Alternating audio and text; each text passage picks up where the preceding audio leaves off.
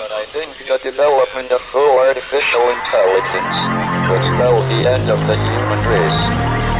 It's a flying object, and we don't know what it is. I would hope somebody is checking it out. With a rocket or whatever, but incredibly fast, opposite direction. They were too fast to be an airplane. I'm glad the Pentagon is looking at this, because if it poses a threat, I want them on top of it. Well, the craft generates its own gravitational field. So you said there's lights in the sky? The internet has become the command center for criminals and terrorists. 911, what's your emergency? I need help, please help me! Aliens won't let it happen. You know, that's what we're instructed to say. Roswell, Area 51. Alien kept deep under the ground. 1, 0,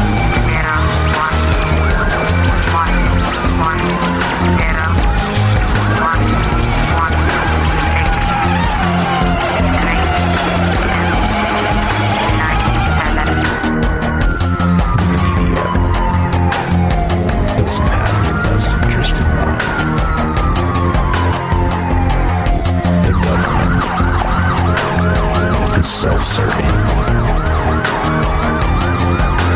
You're here for a reason. You're listening to Troubled Minds Radio.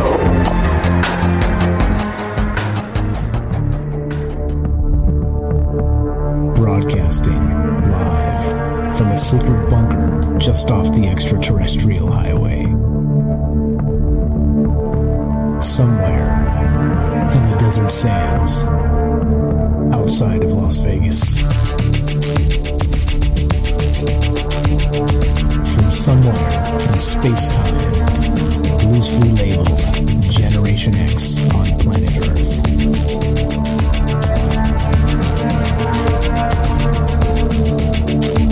And asking questions of you in earnest into the digital darkness. Good evening and welcome to Troubled Minds Radio.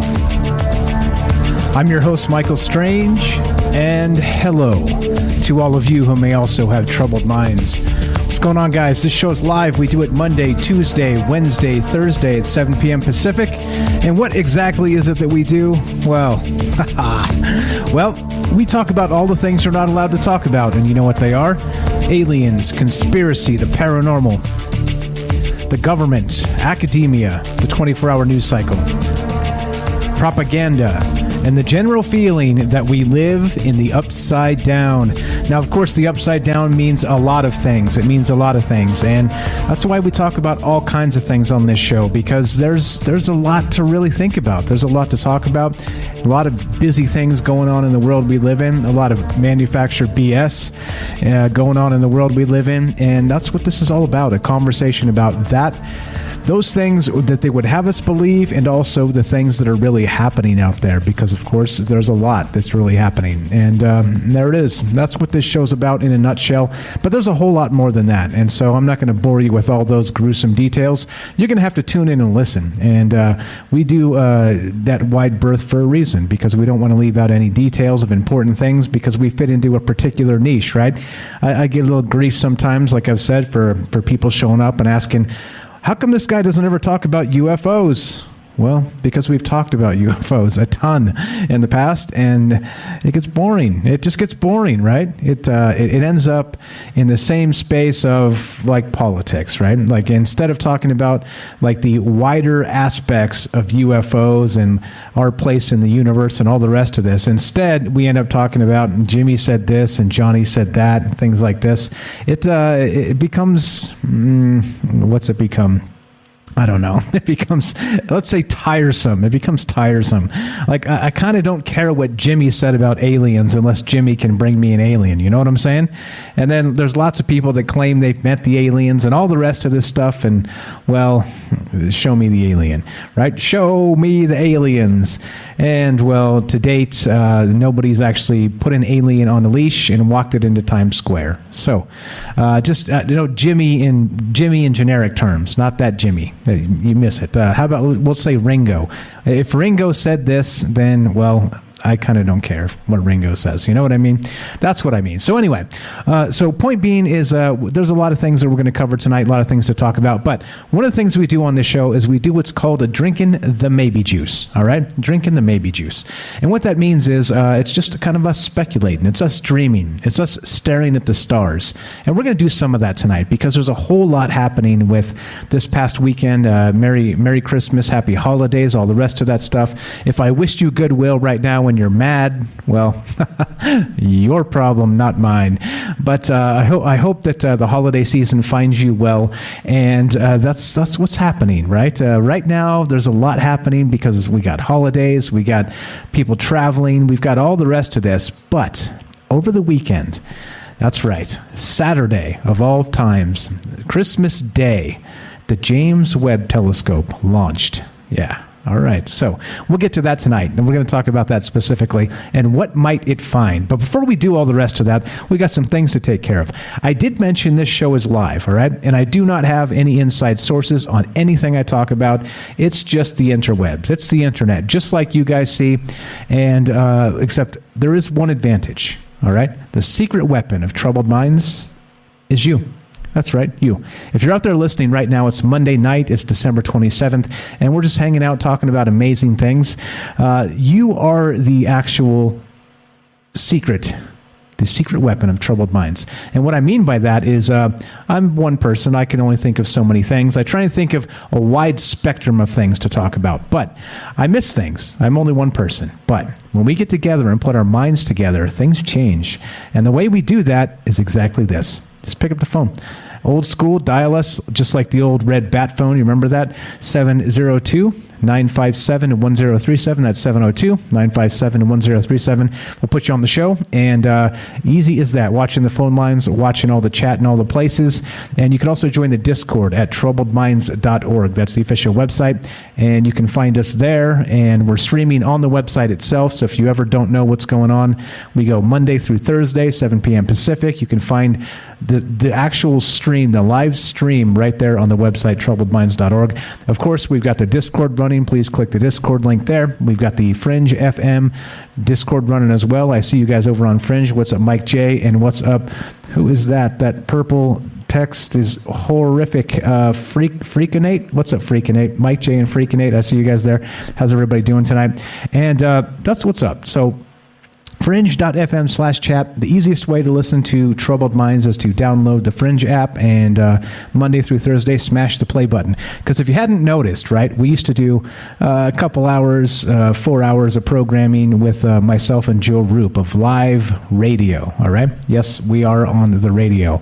And so the thing is, Ryan Gable recently started streaming actually live, doing live radio. He used to do a pre-recorded show that everybody would listen to after Joe Roop's show. So it would be 2 hours of Troubled Minds, 2 hours of Lighting the Void, and then 2 hours of the Secret Teachings with Ryan Gable.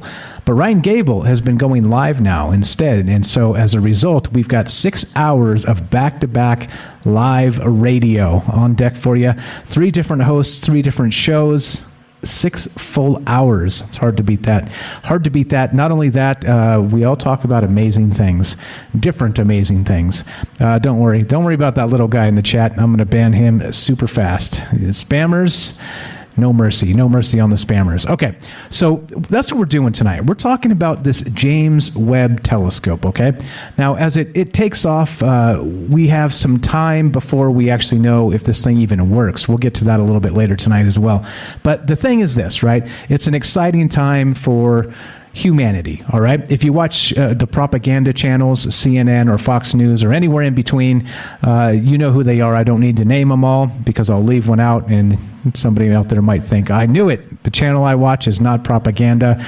No, I'm pretty sure it is. Just pretty sure it is. So anyway, all the propaganda out there says the world is over. The world is ending. And I mean that only halfway tongue-in-cheek. But the thing is this, right? That stuff, well, I mean, the world marches on, all right? The world doesn't stop because somebody tells us it stops. Like, you still have to feed yourself. You still have to pay the bills. You still have to, right, keep a roof over your head. You still have air in your lungs, all right? Even if they say the comet's going to hit us tomorrow, well, we got 24 hours, don't we? You know what I mean? And I'm not saying the comet's going to hit us, so everybody relax there. But my point is, no, it's not over until it's over. All right? That's my point. And that's what this show's about. It's about looking inside. It's about looking outside. It's about staring at the stars. And of course, the best way to do that is with a brand new fancy telescope known as the James Webb telescope. What's up, guys? I see you out there on the chat. We are streaming on Rockfan, YouTube, D Live, and Twitter, and of course, broadcasting live on the Fringe FM. So let's get to it. Let's get to this. Now, all kinds of stuff is happening out there. Like I said, the holiday season, the plane cancellations and all these different airports, and right, the new variant. Well, that's why we don't talk about that stuff. Number one, they'll take us off YouTube. Number two, it's exhausting. I said everything I need to say about this thing, this whatever this is out there, this quote pandemic, right? I said everything I need to say in January of 2020. By March, we were exhausted of it, and they hadn't even started anything yet politically. Interesting. Anyway, not so interesting, but I'm done with it. I'm done talking about it. I'm done thinking about it. Here we go. We're going to go to this instead. QZ.com. Did I cut out? Hold on. Nah. Radio should be fine. Radio looks good. Should be fine. It's not on my end. That's for sure. Thank you, Bernays. I appreciate that. Okay, so this is the thing, right? This is a article by QZ.com. That's quartz.com. Of course, they got to get super cute and trim it down as short as possible, so Quartz becomes QZ.com. But headline is this: I am the James Webb Space Telescope, and I have so much to do. Oh boy. Oh yeah. The movie is called Don't Look Up. That's right, with J Law and Leonardo, right? I saw that. I almost watched that with Mrs. Strange this weekend. I was like, should we? She's like, I was like, all right, fine. Let's. We watched The Matrix instead. We'll get to that later on tonight as well. But okay, so the thing is this, right? This is good. This is good. This is the future, all right? Humanity needs to stop looking down at our dirty shoes and start looking up at the stars, all right? I've been saying that for a very long time, and that's really one of the reasons why we started Troubled Minds in the first place. As a human species, I think our priorities are all out of whack. All right? But instead, we can press our own narrative. And I think this James Webb telescope is the start of, hopefully, cross your fingers, something amazing, all right? So we'll read a little bit on this article here. But the question for tonight is this. I've got some questions, as always, because this is the question show. This is not the answer show. It's like this. So the James Webb telescope has launched, all right? It's out there in space. It's doing its thing. It's on its way to Lagrange Point 2. And so as we wait and this thing gets set up and gets all in the right place and does its thing, it's going to be months before we get the first images back from this thing. But in the meantime, we definitely get to speculate. Is this going to be the first human device put into space, this James Webb telescope, that actually finds and confirms the existence of extraterrestrial life? That's the question. And so clearly, right, if anything is going to do it, whether it's a techno signature, whether it's going to spot, like a UFO speed racer out there or something, or maybe wormholes opening and closing. Who knows, right? This thing's super powerful, and they're saying it's going to actually look all the way back to the beginning of the universe, all right? Way back in time. So if that's the case, if anything out there, can find aliens, this is going to be it, right? This is going to be it, whether it's those techno signatures or something else. So that's the question tonight. Do you think it'll find evidence of extraterrestrial civilizations? It's like a pretty easy binary question, right? Yeah or nah, right? Or maybe. I guess you could say maybe. But beyond that, there's a more interesting question to me. Think of the world in the way it is, all right? This people call it locked into the rat race. People call it tax slaves. People call it all the rest of these things, right? Not even getting into the religious implications of what this is all about, meaning extraterrestrial life. Well, what about the religious implications? Meaning that some people have said that aliens are gods, or gods are aliens, okay? And ancient astronaut theorists say yes, for absolutely sure. But it doesn't matter what they say or any other nondescript group of people. You could say, hey, these people say yes. What about those people? Those people say yes? You start doing that, you start sounding like a racist, right? Stop grouping people like that. What the hell's wrong with you? Anyway, thing is like this, right? If we find aliens, all right, if we do, the question on my mind is more important that if they're out there or if they're not. The question becomes, what happens to life here on Earth? Do people actually, like I always joke, stop paying their taxes? Do people actually stop going to church? Does society as we know it actually break down? What do you think? I think that's the question here, right? Because clearly I'm talking to you guys, and you guys out there, if you hear me tonight on a Monday night, December 27th, happy holidays, is that the question becomes to you, right? Many of you out there have seen something in the sky, all right? Many of you maybe already have a belief set up that there's extraterrestrial life, not just out there, but here, possibly here on Earth as well. So to me, if everybody out there listening to this, all the feedback I get about this show regarding this topic is, nah, I wouldn't be tripping, right? Well, we're not talking about you. We're talking about the normies, right? What would happen to society if aliens were found tomorrow? Do you think it would shut down? Do you think people would actually stop paying their taxes, their proverbial taxes? Do you think people would get off the hamster wheel and start staring at the sky a little more often? What do you think would happen? There seems to be this governmental something, right? They've been trying to cover up since the Roswell thing, the 1947 National Security Act, and all the rest of that. Why are they doing that? Why are they doing that? Do they really think that everything will just come to a screeching halt? That's the question tonight. What do you think will happen? Let's say we're going to time travel a little bit, because we can do that here because we've got our imaginations, and we're going to time travel months in the future. And the very first image the James Webb telescope picks up is some sort of possible extraterrestrial life. What next?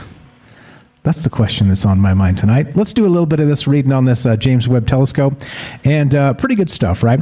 So this is a pretty good article by QZ, and there's a lot of actual pretty good papers out there because they've been working on the James Webb telescope for greater than a decade. They've put over $8 billion into this thing, which of course is 10x the budget which they predicted, and it's out there, and it had a successful launch. Right? So that's good. There's a lot of good things here. But it's supposed to be able to open up our eyes to the real cosmos, to the deepest reaches of space.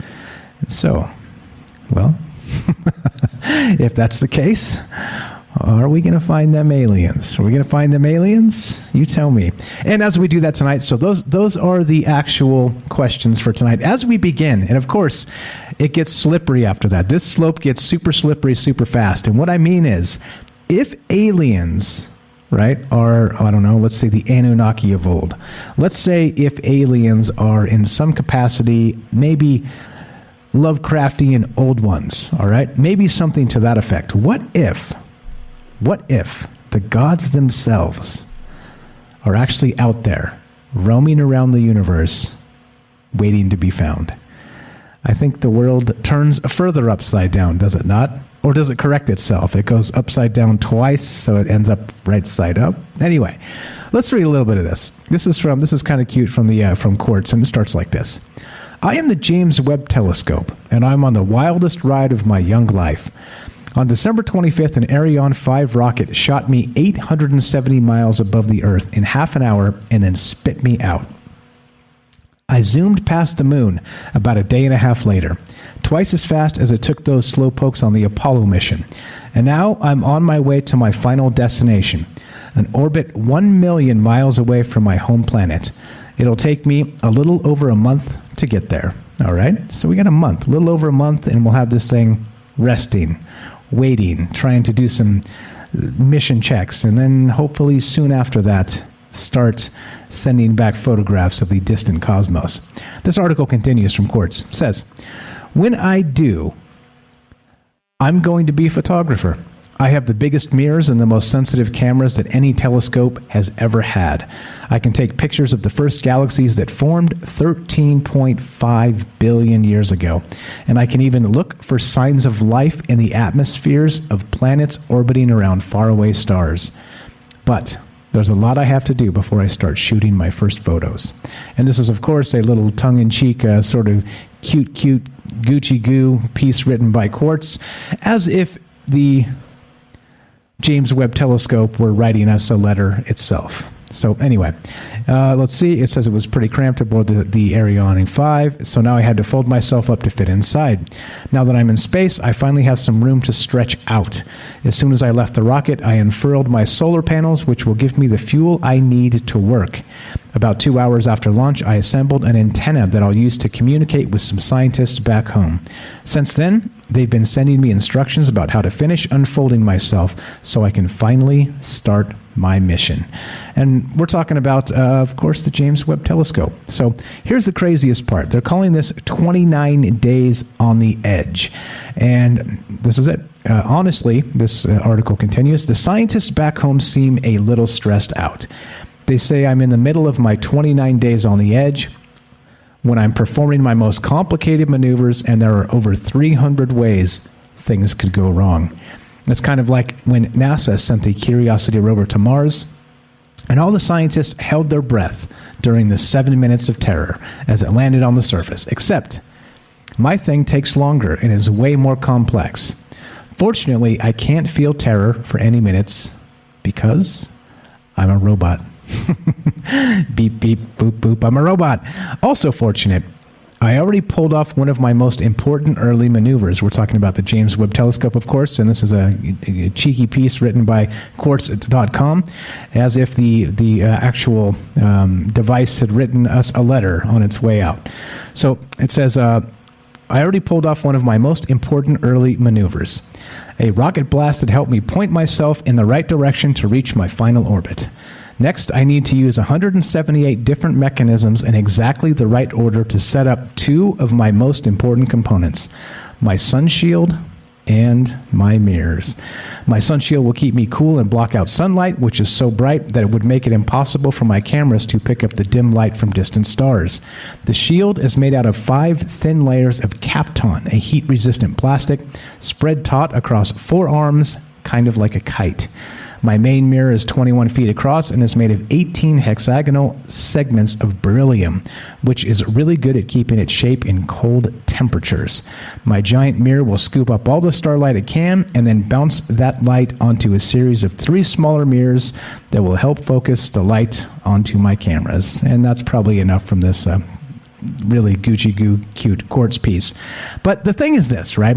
So it's out there. The James Webb Telescope, it's going to take a little more than a month for it to get to its final resting spot, which will be Lagrange point 2. All right? And when it does, it's going to finish its setup sequence, and it's going to stare out into the cosmos. And the question tonight is this. Do you think the James Webb Telescope will find evidence of extraterrestrial life?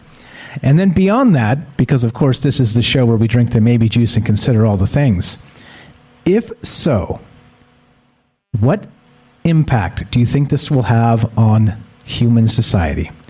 Religions, institutions, like I keep joking, will people stop paying their taxes? You tell me. That's what the question that's on my mind tonight as we consider this and all the things. Exciting times to be alive. May you live in exciting times. And I think you can probably say accurately that we do. So that's the question tonight. If we find alien life through the James Webb Telescope, what do you think will happen to life on Earth? Will it break down? Will it be some sort of human renaissance or somewhere in between? Love to hear your thoughts. This is Troubled Minds. I'm Michael Strange, 702-957-1037. Don't go anywhere. More James Webb, space, aliens, and you when we return. Be right back.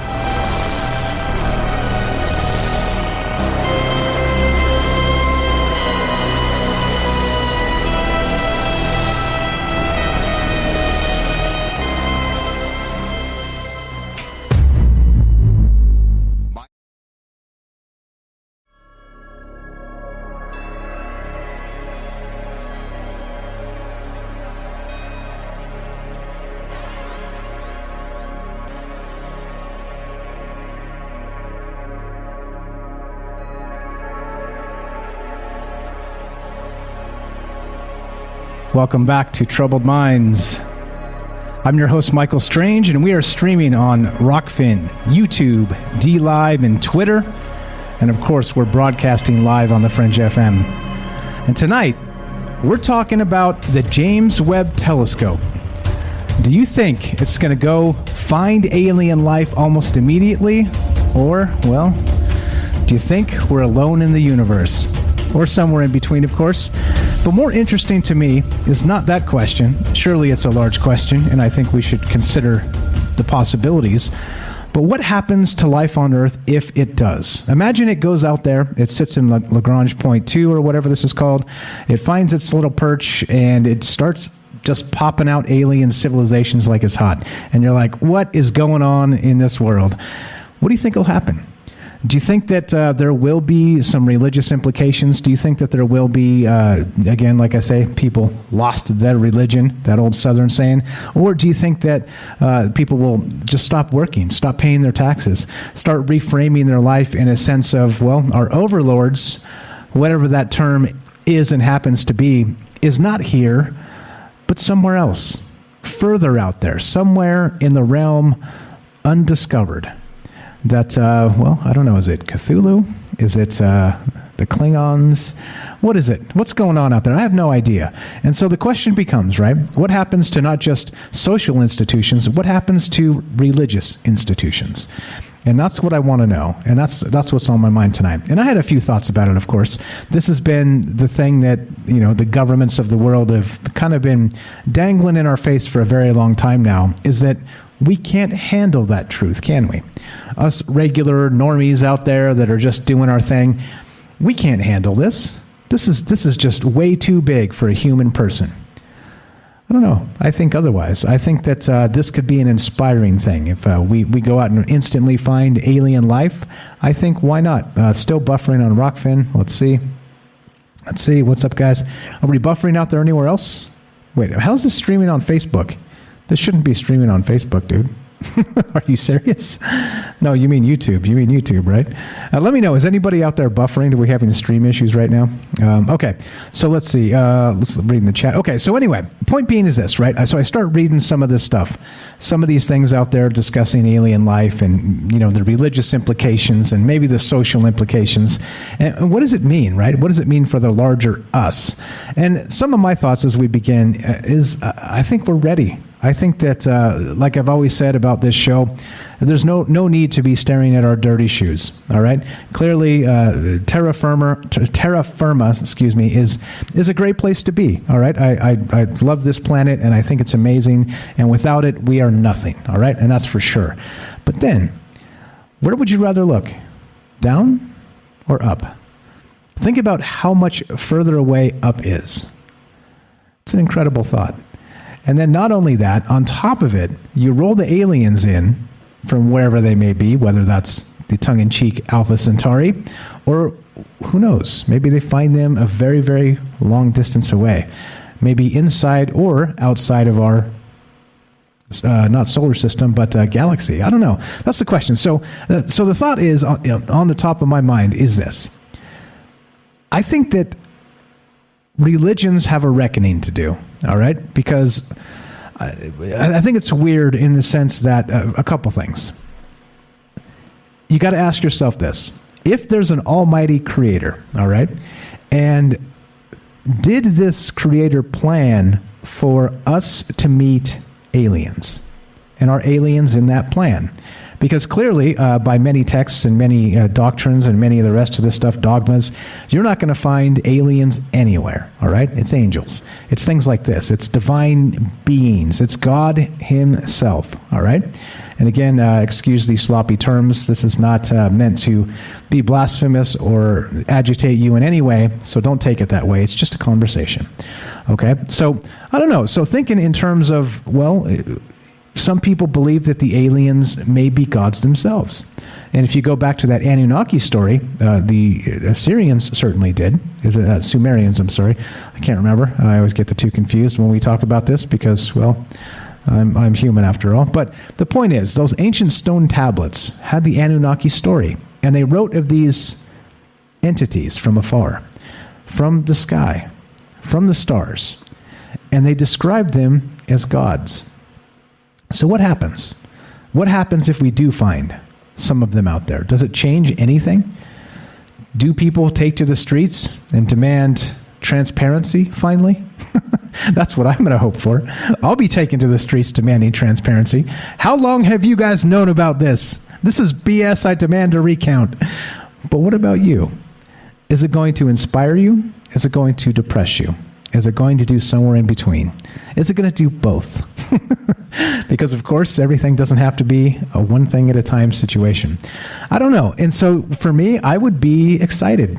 And even if, right, if aliens came here, or not, maybe not even came here, let's say we just discovered they were out there with the James Webb telescope, all right?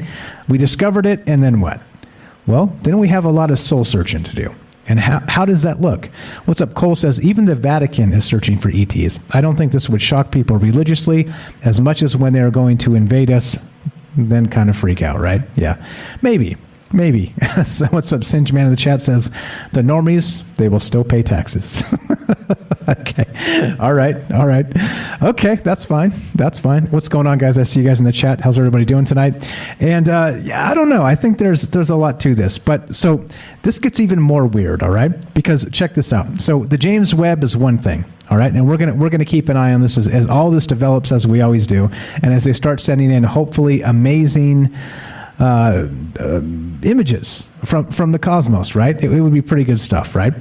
But then, well, what happens if they do send them back and there's obvious techno signatures out there, obvious advanced civilizations that we just point this thing at and go, uh-oh, what does this mean, right?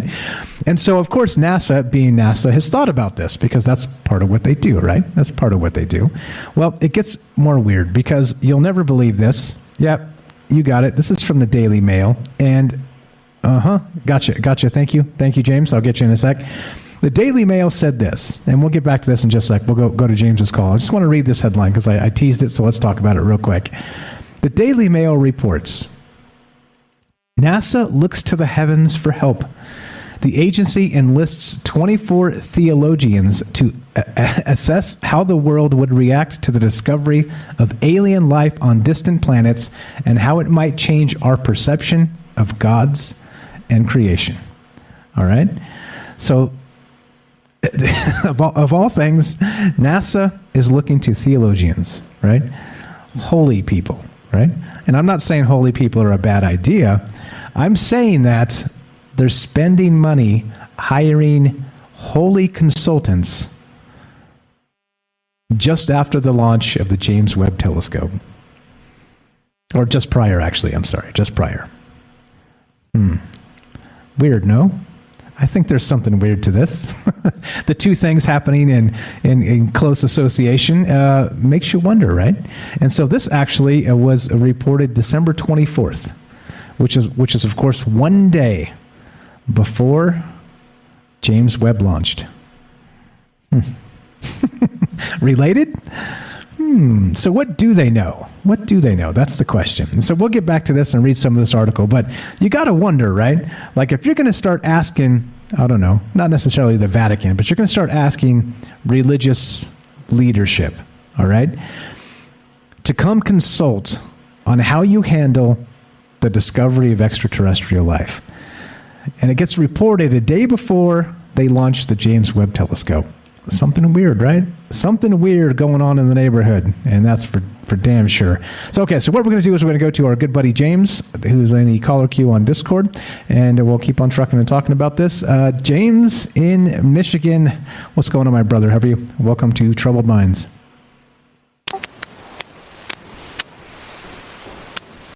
Test. Didn't hear you. You're clipping out a little bit. Test 1 2. Sounds like you're pushed. There we go. There we go. I hear somebody. This better be James. I'm gonna be mad. Loose Jack. Jack in Michigan. Welcome to the show. No. It's James. I know. Go right ahead, sir. What's on your mind, man? Merry Christmas, Happy Holidays. Welcome back. Hope you had a great weekend. What are your thoughts on this craziness, man? This, if aliens were detected by this James Webb telescope, do you think it would change life on Earth? Or do you think we just go right back to paying our taxes and talking about what Kim Kardashian is wearing? I think it'd be a mix. I really don't think it'd go completely one way or another. Unless, of course, the different governments and media decide to try to do that, to make it, to influence things that way, which is possible. But, yeah, I don't know. I think I would think it'd be a mix of reactions. Okay, and so do you think the change would be enough? The reactions would be enough to really cause problems? That I don't know. I think it would depend on, I don't know,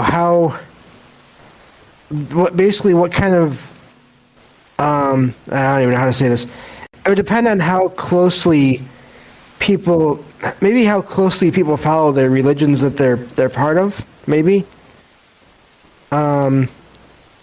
In terms of their belief in their level of belief in their religions, basically, as far as what's supposed to be the right answers or the real thing and what's not.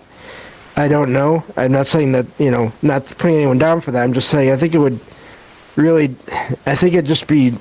hard to say what the reaction would be. Okay, so I agree, and that's why it's worth talking about. What do you think the worst case would be? Do you think it would be like looting and like just like bedlam, like pure bedlam? Or do you think it would just be things need to change? You know what I mean? Yeah, I could see it going towards the looting and all that. I think it also depends on if the alien life is discovered far out there, or if it stays out there, or if it comes here. That could also change a lot of things. If it's just discovered out there in space somewhere, I think I could see a lot of people kind of just going on with life, because if it's far enough out there that most people can't get to it, then I could see people just kind of eventually, maybe not right away. It may there may be a pause in daily life for some people, but I could see it basically melting into the background. Being another news story. I mean, we already know that there's the water in different planets and things out there where we didn't, there supposedly wasn't water before. No one thought there was water out there before. So if there's water, then it makes me wonder, if some kind of life wouldn't develop out there. So, and that's just the life that we know of, the life that we're familiar with. Yeah, exactly. And then so Fred in the chat says, I think there's more out there than we can imagine. And I agree with that. I think that's the craziest part about all this is that, but then this, okay, so in light of all that, right, so societal breakdown, maybe. We're going to say maybe that would probably be the worst case, looting and people freaking out and not knowing what tomorrow will bring. But again, how far away is it? Are they close? Are they coming? Or is it this or that, right? There's a lot there with the details, devils in the details, as they say. But then what about this weird article from the Daily Mail? They're not the first one to report this, but NASA looks to the heavens for help, and the agency enlists 24 theologians to assess how the world would react. So now, yeah, NASA wants to know, and they want to know from the people that have sort of a feeling of the heartbeat of religion. Are we going to freak out? NASA wants to know. Pretty well. Yeah. Sorry, go ahead. What are your thoughts? I'd love to know what those people told NASA, and if any of that will be made public. I'd be interested to hear their reactions. Although, of course, I wonder just how much of a sense those 24 people have of the religious community, if they really are. I don't know. I feel like if they're high up enough within any organization, then maybe they might not know people as well as one might think. But yeah, those are kind of the two things I wonder about that. It is interesting though that the government agency, which is not supposed to be involved, as far as I know, with any kind of religions, they went to them about that. Yeah. This is not new, by the way. Let's see, somebody in the chat put that the Brookings Institute did this back in the '60s with sort of contacting theologians to get an idea of what this might look like if we were kind of on the precipice of discovering aliens. So I don't know, I like to think the entire thing is on the table because, maybe some societal upheaval would be a good thing, right? But I don't know about, killing people and burning things down and, doing catastrophic damage. But I don't know. It seems like we're talking about something that will completely change the paradigm of the way we live, right? And just the things we believe about the universe and about ourselves. I think that's the scariest part, right? It's about ourselves. What was it Arthur C. Clarke that said both prospects are equally terrifying? Either we're alone in the universe or we're not. I think that was him. But yeah, sorry, go ahead. Yeah, I don't know about the quote for sure, but that is a very true quote. That's either way, that is terrifying. I could definitely see some people if they have their minds made up about everything.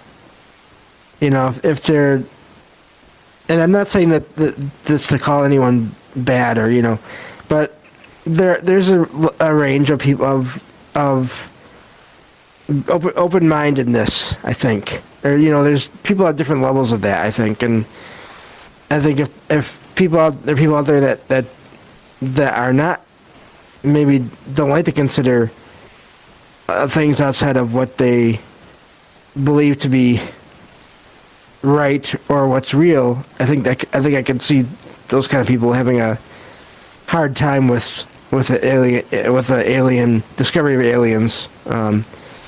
What their reactions would be, I think that would also depend on the person. So I could definitely see some kind of people doing some unfortunate things, but hopefully it wouldn't be too many. And but yeah, it's I would love to see this happen in a way, as long as it happens peacefully. I would love to see more thinking and talking, people doing more of those things with each other. Maybe even an alien, if aliens were discovered, that could be something that people could talk about without getting into politics. I would hope. Yeah, exactly. It would definitely change the conversation. I think that's for absolutely certain. How about you personally? Let's say James Webb goes up there. Let's say hypothetically tomorrow morning you wake up and it's all over every news source you could ever find. We're talking about it. Everybody's talking about it, and they're like, "Yep, aliens confirmed." Would you feel a little bit agitated about that? A little bit nervous? What would be your first thought? I'd be skeptical because of the history of possible cover-ups and known cover-ups within, the government and NASA. But I think NASA, but definitely within the government anyway, of events that have happened before. But beyond that, I'd be more interested than agitated. I mean, as long as we're not being, again, invaded, and people aren't being harmed in any way, I'd be okay with there being a discovery like that. Okay, so James says, "Bring on the aliens. Let us see it. As long as it's not an invasion, we're down." I'm with you, man. I think I might not eat breakfast that morning. You know what I mean? I'd probably wake up and see the news and go, Okay, well, I guess what's next, right? What is next? Yeah. That would be the question. I'm sure we'd all get a lot of texts and phone calls and messages from everyone else we know about all that too. That'd be we have to take some time to deal with all that. That's because we're Sure. the experts, James. We're the experts. I know. we are the experts, yes. I know all about That's what everyone tells us anyway. Exactly. Okay, so the gamut of emotions here would be sort of undetermined. And I'm kind of with you. I don't know. I'd like to think the world would react in a positive way. But also, we're talking about people here. And on a daily basis, people seem to find a way to do the opposite of that. So, unfortunate. I appreciate it. Jack from Michigan. he's got a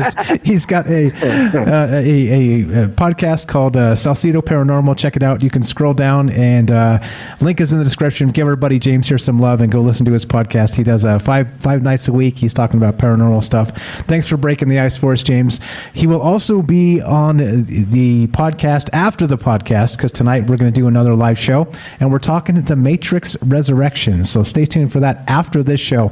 We'll end here about 10 p.m. Pacific and then we'll go about 30 minutes off to set up again and start approximately 10:30 Pacific time.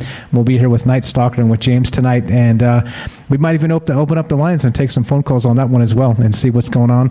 What were your thoughts on the Matrix Resurrections and the rest? But we'll save it for then. You're the best, James. Thanks for calling in. Thanks for breaking the ice. Thanks for being you. Talk to you soon, brother. Thank you. Yep, thank you. Have a good night. You too, my man. All right, so that's what's on my mind tonight. Great stuff from James, as always.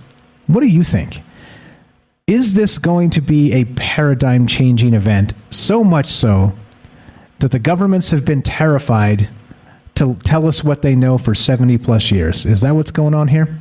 I think that's the interesting part, is that, well, I don't like to think we would devolve into full-scale looting and rioting if the James Webb telescope found the aliens, all right? Found the aliens, whatever that means. I did find it funny and notable that James there said he'd be suspicious.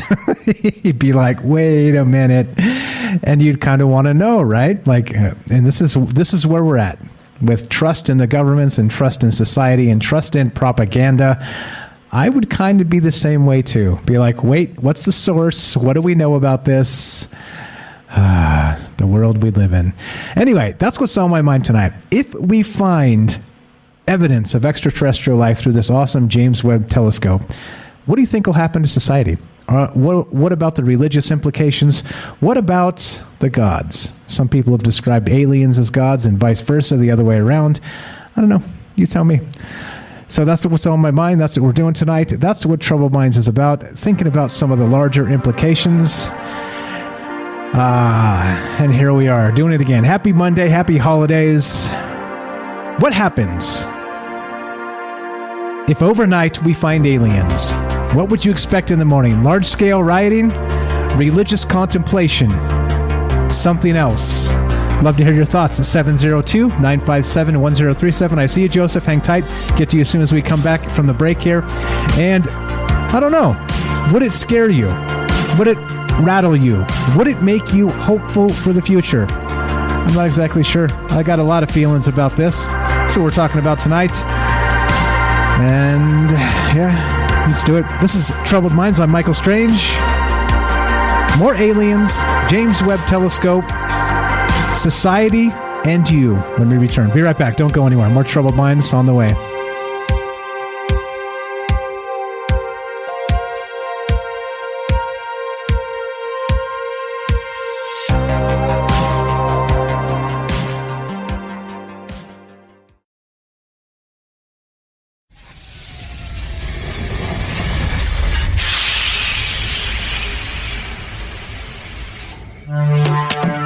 We are talking about the alien abduction phenomenon.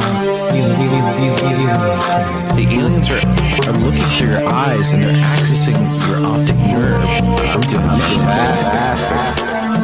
And through that optic nerve, they're transferring to your brain. People are random images as they traverse neurons in the brain. We got, all right, so maybe and they also feel them planting or receiving memories or ideas or images.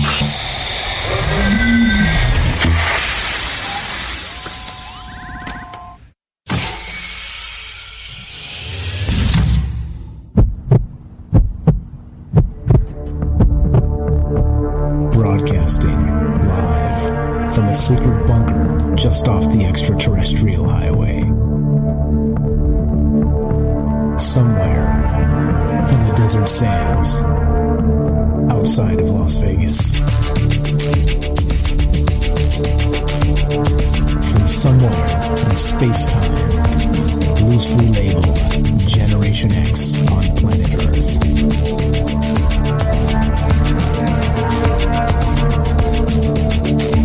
And asking questions of you in earnest into the digital darkness. Yo ho, yo ho. Welcome to Troubled Minds Radio. I'm your host, Michael Strange, and we are streaming on Rockfin, YouTube, D-Live, and Twitter, and we are broadcasting live on the Fringe FM. We do it Monday through Thursday at 7 p.m. Pacific, and we talk about all the things you're not allowed to talk about. You know what those things are. Aliens, conspiracy, the paranormal, the government, academia, the 24-hour news cycle, propaganda, and the general feeling that we live in the upside down. Looking to hear from you tonight as we discuss the James Webb telescope. Well, it's out there in space. It's trying to find its spot, Lagrange point 2, so it can sit and wait and watch. And what will it find? The question I have in my mind tonight is this. If the James Webb telescope finds alien life, what do you think will happen on Earth? Will we have that societal breakdown that the government has been hinting about so long? Is this why they've kept the existence of extraterrestrials away from us from all this time? That's what's on my mind tonight. Do you think it will be, well, religious implications? Do you think it will be fire and brimstone brought about by ourselves? That's the weird part here. I don't know. I don't know what to think. And it seems like we're on the precipice of something. It seems like we're so very close to learning something about this universe that we never knew before. So what are those things? So we're taking your phone calls if you want to be part of that conversation tonight. 702-957-1037. That's 702-957-1037. And we'll put you on the show, just like our good friend Joseph in Iowa. What's up, my man? Welcome to Troubled Minds. Happy Monday. How are you tonight? Hey, how's it going? Doing well. What do you think this is all about? What if it, okay, so you were correct, your question there in the chat. You wanted to know, is it looking for aliens specifically? Not really, but it is within its purview of searching out techno signatures out there. So what do you think this thing's gonna find? And if it's aliens, then what?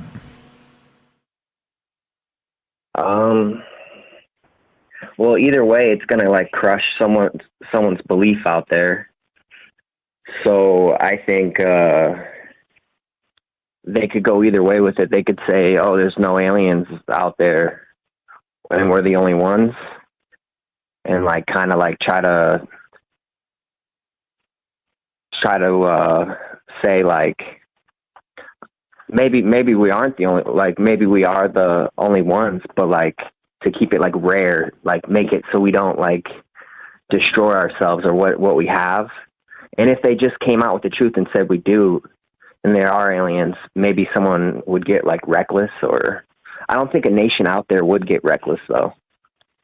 Like we have things pretty locked down. Like, cause if there's a life out there and we're not so valuable as we think, then what would stop us from just like destroying ourselves faster is what I would think. Or trying to get with the aliens faster. You know, if people are not believing, people's beliefs are crushed, then like, I don't know what that does. Yeah, well, to like your soul. I don't know. Yeah, well, exactly. And I kind of like the idea there that maybe we would spin off the rails and people would just start living for today, just destroying the earth because thinking that, well, it's the end is nigh, right? That whole comet juice situation. The end is on the way, so you may as well live it up and party hard, right? Who knows? That's a hell of an idea right there. But I don't know, like, how about you personally? So clearly, like there may be some religious implications here. Clearly, there may be some, oh no, people stop paying their taxes. Wink, wink. You know what I'm saying? But what about you personally? Do you think if you woke up tomorrow, the news was, you've seen Independence Day, right? The original one where they woke up and they're like, literally, it's on the news, every channel. It's on the newspapers. What if that happened to you? And you were like, what would you feel? What would be your first thought? I would be prepared for like a new world, dude. Like if they're just leaking that stuff out like that. And because, I mean, I don't know what I would do. Really, I might. What I would do. I don't know. I'm not sure what I would do exactly. I might try to, well, I believe aliens can like come to you like spiritually, right? So if there are aliens out there physically, I would be wondering like which ones, like if they can come to us. And if that's not a thing, I mean, I don't know how they'd be able to see that. Yeah, well, so again, like James was saying, and I agree with this, it would depend on how close they were, right? If like this thing is seeing them way the heck out there, and it's, again, let's just be clear, it's detecting what we call techno signatures, okay? So we're not like, eyeballing some aliens with this telescope. It's like picked up some civilization, all right? That's the thing. And let's say it's far away.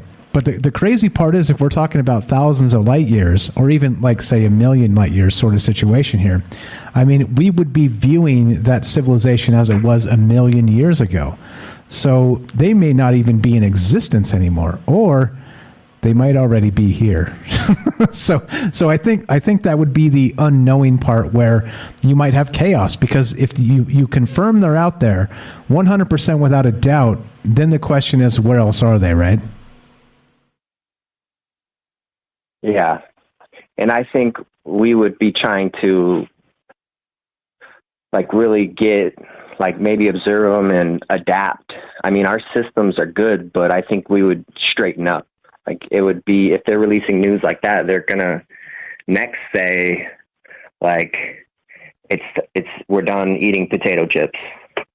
Like no more potato chips, because it's like, that's what you have to do if you want to make it to, if you want to be Buzz Light. Or maybe they'll let you eat the potato chips and eventually not, and they'll just leave you behind, and that's their system.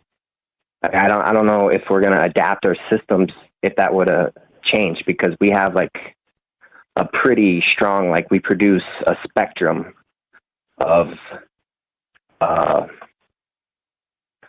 like intelligence and creativity. Like what we got going is pretty good. So I don't know how much that would change. Yeah, I got to tell you, I'm a little unique in this case, because if that happened to me tomorrow, I'd be like, "Oh, we got to do a show. We got to do a show." Except it would be different, because if it was a non-show day, we're doing it anyway, right? Like it doesn't matter. So me, I'd be like, "Oh, we got things to talk about. We got to get to work. Like we got to try and sort this out."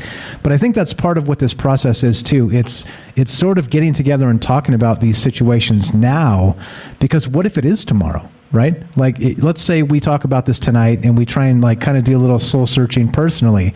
We go to bed and it happens tomorrow. We've already talked about it, right? We've already considered what may happen, right? What you would do personally. So I think it's part of this whole process as well, is just kind of getting together and having these conversations, because they are important to what may be next, because we don't know. So at least we're a step ahead. In some case, it might be 6 months, it might be a year. I'm pretty sure, I believe anyway, that there's life out there, and we're probably going to find confirmation, actual scientific, societal confirmation soon. That's my take here. But I don't know how you feel about it. Do you think there's life out there? I do. I believe I've always believed there's life, but I don't know if it's gotten to us and how far. I do believe that it's gotten to us, like complexity, but I don't know if it's reachable.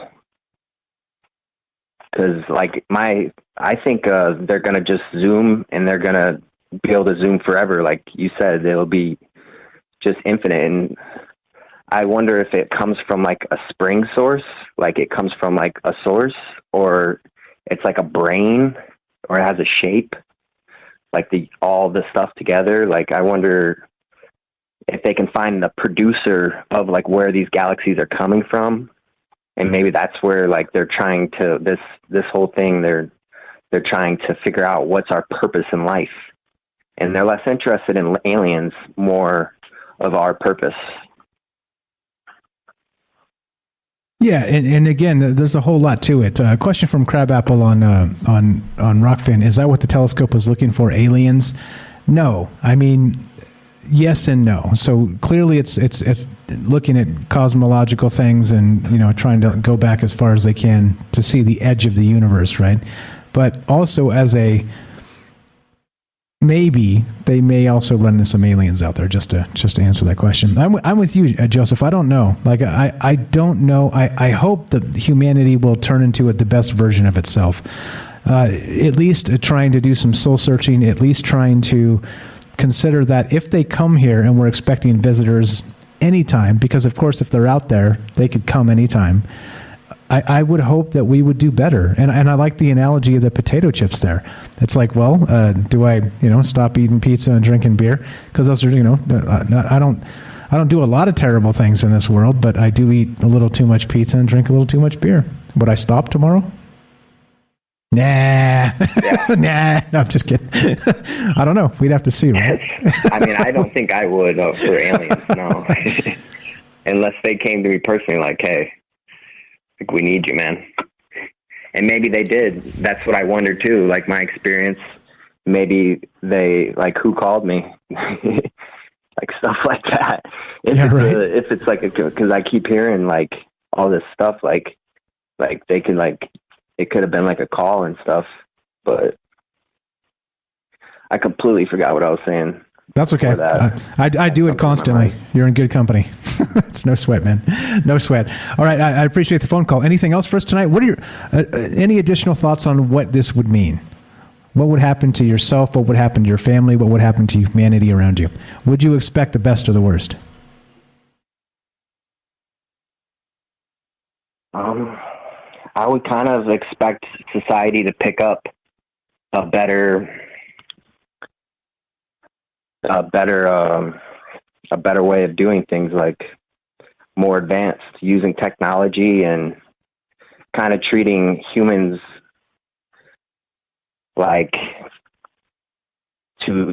producing them to their maximum potential. And then like, I don't know how you would make someone the happiest, or like make a utopia. But then I feel like we already got something going on where we already got that. And maybe like an alien came here. Maybe if an alien came here, they would spawn like in a ghetto on accident, and they'd be like, "Oh man, this place fucking sucks. Like, I'm an orphan. I don't even have parents. Like, all this stuff has happened." Like, and then they beam back to their planet, and they're like telling all the stories because they got some technology to like pass the filter or something. Right, exactly. They're like, "I told you those squishy things were out there, and look, they're gross. They have 2 arms and 2 legs and these squishy eyes. It's disgusting. Hair all over their bodies." Okay. Yeah. Great stuff, Joseph. You're the best. I appreciate the phone call. Everybody, Joseph here has a YouTube channel. It's called Hydro Hose. Check it out. Links in the description below. He does some original music and other things. I appreciate the phone call, my friend. Always a pleasure. We'll talk to you soon, okay? Thank you. Thanks a lot. Have a great night. There you go. There you go. Simple as that. Phone line works, confirmed. Discord works, confirmed. Thank you to James and Joseph for getting those things sorted out for us and removing all doubt, which means now you have no excuse. If you'd like to be part of the show tonight and this discussion, well, why did NASA enlist 24 theologians to assess how the world would react to the discovery of alien life? That's what's on my mind right now. Do you think they know something that we don't know? Yeah, let me know, please, if there's any buffering issues out there as well. I changed some of the OBS streaming settings, so that could be why Rockfin's having problems. So if it's like across the board, it was probably my fault, and I'll fix that. So that's why I'm asking. Or also on YouTube if we're having buffering issues. What's going on? Let's check the chat. What's going on, guys? How's everybody doing out there? Let's see. What's up? Penny says they're already here. They're already here. And that's the thing, right? So I guess the whole deal is that some people have been abducted, right? Some people have seen these things up close, these aliens or UFOs or whatever you want to call them, and say, hey, they're here. Like, what's the big deal? They're here. Like I've already come to grips with this. But there's a ton of people that have not, that still believe if you bring up UFOs, you're the crazy one. So I think that's the weird part of this, is that when we can start to consider that if we find something out there, it will change everything. And anyway, so that's what's up. If you want to be part of the show tonight, we're talking about the James Webb telescope. All right, it launched. It's not looking in particular for aliens, which we're told it may take up to 6 months for us to start testing this thing and finding images to get back and all the rest of the things. But it's an exciting time to be alive, because you never know what the next year might bring. And that's what's on my mind tonight. So what do you think? What do you think? NASA hired these theologians again. Why? Do you think they're expecting to find something? I think that's the bizarre part to me. So somebody in the chat said that the Brookings Institute did this back in the 60s, and that's absolutely correct. The Night Stalker posted that a couple years ago that the Vatican was funding alien movies, and that's absolutely correct. And now we have NASA hiring theologians for what? To do what? To do what? So are they going to be able to maybe deal with Cthulhu when he comes out of the portal? They're putting their heads together like, okay, guys, now we really have a problem here. We might have real aliens. How do we handle this? Kiss the cross doesn't work anymore, does it? Kiss the ring, not so much. So, Interesting. So anyway, let's go to this article. Looking here from you, 702-957-1037. That's 702-957-1037. Would this thing actually disappear? Meaning society. Would it turn into a gigantic mob of chaos if they announced tomorrow, aliens are real?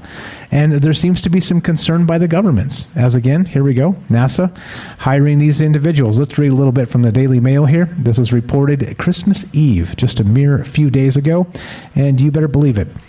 NASA is looking to the heavens for help with assessing how humans will react if alien life is found on other planets, and how the discovery could impact our ideas of gods and creation. The agency is hiring 24 theologians to take part in its program at the Center for Theological Inquiry, the CTI. Yep, that's right. NASA already has a CTI, by the way, which is, I'm going to say it again, this is wild, Center for Theological Inquiry at Princeton University in New Jersey, which NASA gave a $1.1 million grant in 2014. All right, so it seems like there's a preparation here, right? There's something going down with this, and it makes me wonder what they already know. And anyway, in any case, here we go. CTI is described as building, quote, bridges of understanding by convening theologians, scientists, scholars, and policymakers to think together and inform public thinking on global concerns. And that's the thing that bothers me a little bit about this, is they want to inform public thinking. Isn't that what we do? Isn't that what this is about? Don't we want to talk to each other directly without some group of shadow, whoever the hell these people are, well, informing public thinking on global concerns? That's the thing that kind of irritates me a little bit, is they think they can get together this shadow group of people that who knows who they are or where they come from, but we're supposed to believe they're holy men or holy women, holy people, holy whatever, right? Theologians. And they're supposed to tell us what the world is going to look like tomorrow if aliens are announced tonight. And I'm not so sure. I'm not so sure anybody can do that. That's a whole lot of variables to consider. You can kind of look at it from a religious framework, possibly, or you can look at it from a personal framework. But there's a lot, right? Because there's a lot of individuals out there. Like, what do you think China would do, for instance, right? What do you think Russia would do? What do you think North Korea would do? There's so many different, what do you think our country would do, the United States or wherever you're at? I think that's the craziest part here, is that we may not even get a worldwide response sort of in lockstep with this sort of announcement. And, well, again, shouldn't we be talking to each other about this before it goes down? All right, so we got Rockfin's good over there. Appreciate the feedback, guys. Okay, so the thing is this, right? I don't know. We'll read just a little bit more of this. So the program, the CTI, again, the Center for Theological Inquiry, is described as building, we already read that. The program aims to answer questions that have baffled us since the beginning of time, such as, what is life? What is life? And don't we talk about that often on this show? Shouldn't we be getting a $1.1 million NASA grant? Because we talk about this on the daily, right? Alien life, the cosmos, what is the nature of reality? This is what we do. I'm not jealous, I promise. But do you think these 24 theologians they hired will change anything? How are they going to reach people? I don't know. A lot of questions here I still have. Read just a little bit more of this, and then we'll wind this up. Still looking to hear from you. 702-957-1037. Here we go. So, now that NASA has 2 rovers on Mars, several probes orbiting Jupiter and Saturn, and is set to launch the James Webb telescope tomorrow. Remember, this was back in Christmas Eve when they released the article here. That study the galaxy and star planet formation in the universe. It seems that the agency is hopeful it is on the right path to discovering life outside of Earth. And it needs a little help from above to help those of us living below to understand if that happens. I don't know. No offense to these guys. I'm sure they're fine folks. But why would I look to any of these clowns? Well, I guess I said it.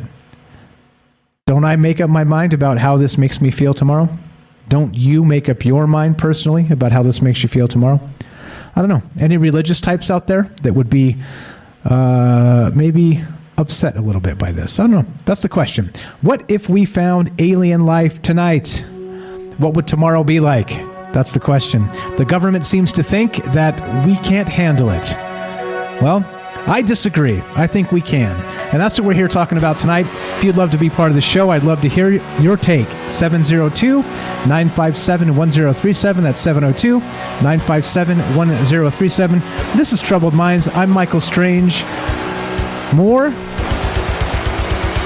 aliens, disclosure, and you when we return. Don't go anywhere. Be right back.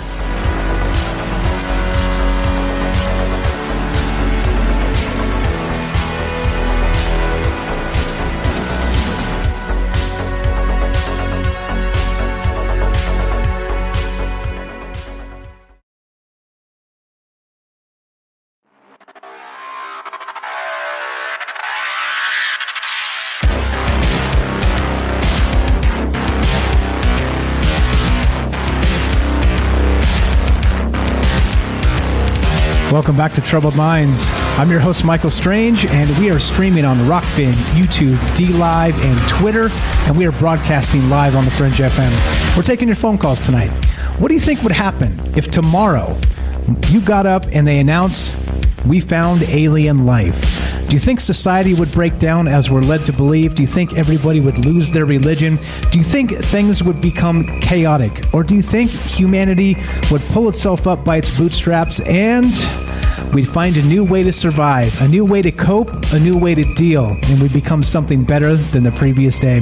You tell me. Love to hear your thoughts on this. If you want to be part of the show tonight, 702-957-1037. That's 702-957-1037. Let's go to our good buddy Joe in Florida. Joe, welcome to Troubled Minds. How are you tonight? Ho, ho, ho. I can tell you the first thing. Indeed. Yes, sir. If I woke up tomorrow, I'd go out and get all the toilet paper I could. Damn it, why? Why? It had to be. I knew it would be you. You'd start the run on toilet paper. I'll see myself out. I'm kidding. Well, here's the thing. Honestly, I've become so, I've always been a little bit of a pessimist, but I honestly don't think, like some of my other answers, I don't think they would tell us if they did find anything. But there are the ideas or probabilities I would have. If we look at, let's start with Reagan. Reagan made that speech, a big unifying force, yada, yada, yada, that we would all get along, Rodney King style. Okay. And then, you get 9/11. After 9/11, whatever that argument is, it seemed like a lot of the world was pretty sympathetic to us. And being good capitalists that we are, we want to unite the country around the flag and go on some crusades that may or may not be justified in another political conversation. But you understand where I'm going with this. We're unified. Then we look at things that we gave away. Security, all of those things. Now in the PSYOP, in my mind, you look at the last few election cycles and how divided we've become. So how would you get people back together again to make them do what you want them to do? Aliens. Now, ancient astronaut theorists say yes. Well, aliens, because sure as hell a virus ain't doing it, right? So, a threat of, we don't want to wear a mask, we're getting vaxxed, whatever your opinion is on that, okay? But if somebody came down here with the barrel of a laser, gun, you might change your mind and start doing stuff. I honestly don't think we would believe it. I honestly think that if they said there were aliens tomorrow, there'd probably be a lot of questions, okay? Me being a recovering Catholic, if they've already gotten religious scholars together, I'm sure. Whether they hired a new group like you have in the article, okay, maybe that's true, I don't know. But part of me wants to say that if there were really aliens and they were a little bit hostile, then I don't think religion would mean a damn thing. And the aliens don't even have to exist. Again, Project Bluebeam could be anything just to take water rights away. It could go either way. They could unify us to maybe build spaceships to get the rich people off the planet. Okay, in some sad future. Or maybe it could unify us to really fight, for our survival. But even that point would be mute. I mean, if we have weapons ourselves, like Havana syndrome at a large scale, what makes us think that we're even going to stand a chance fighting anything that comes here? It would be take me out in the first wave. I don't think that people would believe it. I would almost be willing to bet that if, you see those carvings on ancient walls and temples. I would think that ancient people, probably if they had contact with other beings, they probably cooperated with them better than we would cooperate with them now. Okay? I can't even tell my kids what to do with this house. And I'm their parents. You think an alien's going to come down here and tell us?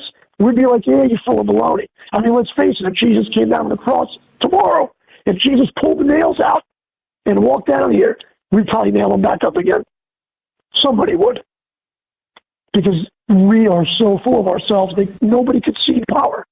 I think that we would be, at least this country, would be capitalist to the end. So we could be looking death in the face and we would still be trying to figure out a way to exploit it. And that comes from a funeral director. I guess I can't argue with you then, can I? So, there's a lot of Navy juice, and I'm sorry to be pouring the pessimist juice. But, in one hand, though, in a side note, what I would like to see the scope is if they could find more objects like Oumuamua or whatever that asteroid was. That would be interesting. Maybe they could find leftover relics. I think any aliens that may be spacefaring are probably already here because they had to have developed warp technology.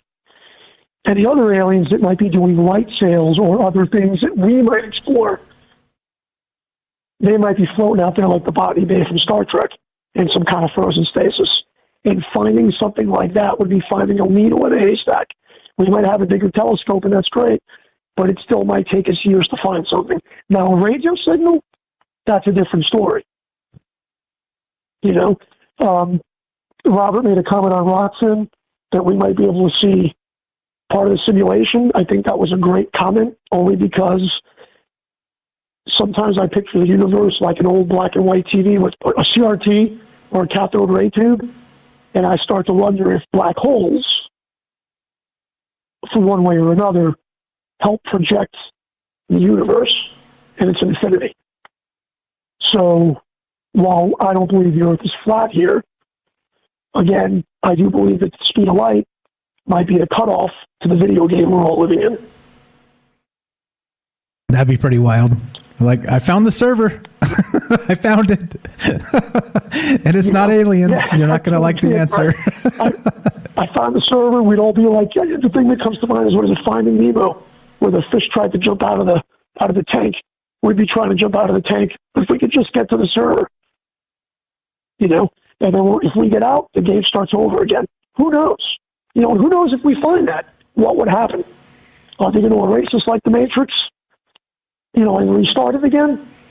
I don't know. Are we going to be in the 7th or 8th incarnation? I don't know. Maybe that's what they meant by reincarnation. You know, Eastern religions. Maybe it's because we figured it out back then because we weren't as distracted as we are now.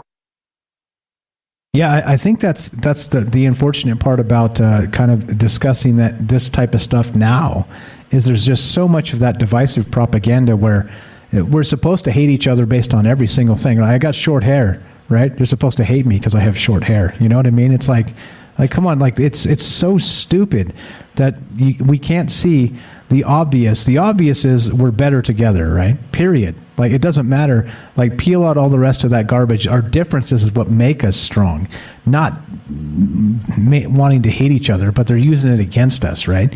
They're stoking that fire, and so we end up in a situation where could it be like you described? Maybe Ronald Reagan even saying that you know we're it's the only thing that could bring us together. He was saying that in the 80s.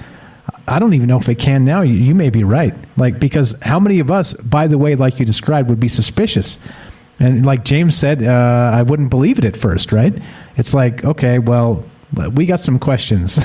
we're not going to fall for this. You show us the aliens, right? And that's exactly it. Show us the aliens, and then we'll try to kill them, or we'll try to convert them. Religion has done nothing. Religion has done. I don't want to alienate anybody that's listening again, because, you know, I had a positive upbringing in the Catholic Church. I went to a Catholic college. I was an altar boy that was not touched. Okay? I did drink some of the wine and maybe have a few crackers. But in the large part, I'm talking about my few years in religion. But when you look at religion historically, I think everybody has to agree that religion has always ended in blood. And again, it is the opiate of the people. I put it in the comments. While the rich people could be getting off of planet, we could be stuck here. And, you know, now, let's say the telescope finds something. We've got Space Force, right? Again, I'll say this again. Biden never stopped funding that. So there's a reason why Space Force is in place, okay? If it was by Trump's original idea, or if it was just by design because they showed him something that, whatever you want to call it, shadow. And he just said, okay, now's the time to put this, because they have a timetable. Maybe whoever they are has a timetable. But Space Force is enacted, we have the telescope, and just like we see the UAPs, when they interviewed those pilots, and the pilots were saying, whatever it is, it's a danger. To me, that sounded like, oh boy, we need more money. That's what I heard when they said that. So if that telescope found something tomorrow, I'm going to hear, oh boy, we need more money. So let's just start printing it. Okay. In the meantime, while all that money's being printed on the backs of taxpayers, okay, Bezos and Musk are developing more rockets and probably using taxpayer money and a lot of our money, taxpayer money and money from purchases to build those rockets to keep us from not even being able to afford to get on them. And the guy wants to go to Mars. Okay, maybe he'll just stay stuck there and become an artifact. I don't know. But there's no way that we're going to get everybody off of this planet. No way. No, exactly. And we see it. Would it help us anyway? I mean, it'd kind of be like, you go to Mars, you need all this like extra special equipment and whatnot just to keep you alive. It could be like taking a fish out of water and asking it to fight, right? I mean, I don't know. I'm not sure it'd help us. Like, let me ask this. I mean, if we look at our situation in our locality, even if we found something, if we did find something, how would it help us? If we found something that's out there that maybe can't come here, they're stuck in the same boat we are. How would that help us tomorrow? I mean, I really would love to see the flying saucers. I really would love all of that. I think all of us agree. We would all love to see all of that equipment and stuff. We all would. But in the end, is it going to alleviate problems with shelter? Is it going to alleviate problems with food? Those are all problems that we've created here ourselves. Nobody's going to save us. And any alien that comes down here, again, could be indistinguishable from God. Exactly. Now that's where it gets sticky, right? That's where it gets super sticky. Yeah. It gets sticky. You know what I feel like? I feel like if anybody ever watched The Greatest American Hero, in the beginning, the guy gets the suit and he loses the instruction manual, or he loses the instruction booklet for the suit.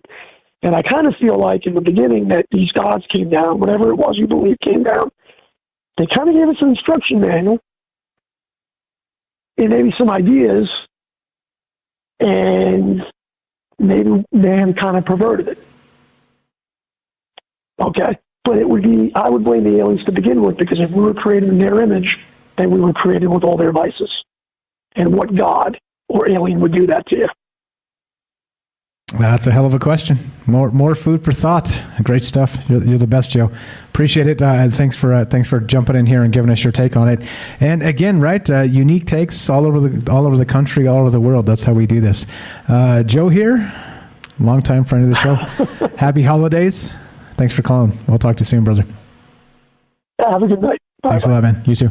Appreciate it very much. There you go. Good stuff. And this is what I'm saying, right? Like, I always say this too, and there's some truth here.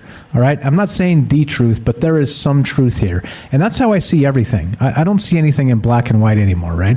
Like, we were trained growing up, and you go to school and they want to teach you everything is just a binary black and white. I don't see it that way. It's not like that to me. It's like, okay, in this conversation, there is some truth to this, but also that, right? There's some truth to all kinds of things, aspects within a conversation, but it doesn't mean that you know the truth about any of it. And that's how I see things anymore, because it's just so everything is so divisive to get us to that point, right? Anyway, point being is that we're talking about NASA hiring priests to prepare humans for alien first contact. And I'm sorry, and my point is, and I'm going back to this, I don't give a damn what any priest out there has to say. I don't care. That's not up to you how I feel. So if I need your help, I'll call, right? Or I'll come to the gathering, wherever it happens to be. But no, it's up to me, not up to you. Anyway, let's keep on trucking here. So we're talking about the James Webb telescope. What's it going to find? And if it finds alien life, what will happen here on Earth? So you want to be part of the show tonight, 702-957-1037, troubledminds.org. Click the Discord link. Let's go to our friend Robert in Pennsylvania. Welcome to the show, my friend. How are you? Oh, I'm fine. How are you? Doing very well. Go right ahead. What do you think about what will happen on Earth if we find aliens? Your last comment there basically shows why there needed to be separation of church and state. All right? You can't have these voodoo people coming in and deciding what the heck we should think of us if we discover aliens. What I think is a high possibility. Let's suppose there's this theory that the universe is a simulation. All right, the Webb telescope is going to prove that one way or another. All right, because it's going to see into the farthest reaches of the beginning of the universe. All right. And it's going. And if it's a simulation, it's going to see the projection. The question is it going to be able to see far enough to see who's the projector? I hope. I really hope. That would be super hot, wouldn't it? And it's Tyler Durden cutting in like a pornographic scene here or there. If you've seen Fight Club. It might be Michael Strange. No, no, it's not. Don't do that to me. That's a lot of pressure. Well, I know you're going to be going to break soon, so I just want to make this short phone call and offer up my theory, because I actually do believe that that's what the telescope is going to find. It's going to focus onto the edge of the universe, and it's going to find out that we are a simulation. It's going to prove it. And they're not going to tell us. They won't tell us, anything about the face on Mars or the pyramids on Mars. They won't. They just discredit it. They won't tell us the truth there. They've never told us the truth about any of this. They never told us the truth about anything found on the moon. What makes anybody think that NASA's going to tell us the truth about anything that telescope finds? Yeah, I think that's the worst part, right? It's been kind of boiled down to this distrust of like the powers that be, the government and the quote elites that people use the term, though we hate the term. But we don't trust them. Because they don't tell us the truth about a lot of things. I mean, you can cite just a dozen examples very quickly in the last couple 3 years. Wink, wink, if you know what I'm saying. So I don't know. Like, if it happened, how about you, Robert? If this happened tomorrow and they were like, well, the aliens are here, we detected them, there's no doubt about it, it's irrefutable, would you be suspicious, or would you just be like, finally?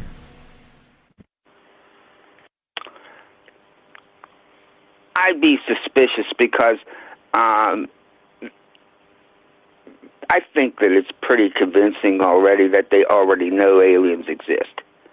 All right? And I can't see what benefit is to use the Webb telescope to finally reveal that information. You're absolutely right. If they said that the Webb telescope detected an alien civilization, I would be very skeptical. Exactly, right? Because they already know. They already know about it, so know they're there. So, and they're not telling us now. Why would they tell us then? Yeah, well, exactly. And it would have to be, I think the problem is they don't trust us, right? And I think they don't trust us because they know there's billions of us, right? That are struggling to survive in many cases, So if that happened and society turns, well, you can look at life a whole different way, can't you? Sure. And it's going to turn. Just for the very reason you just said.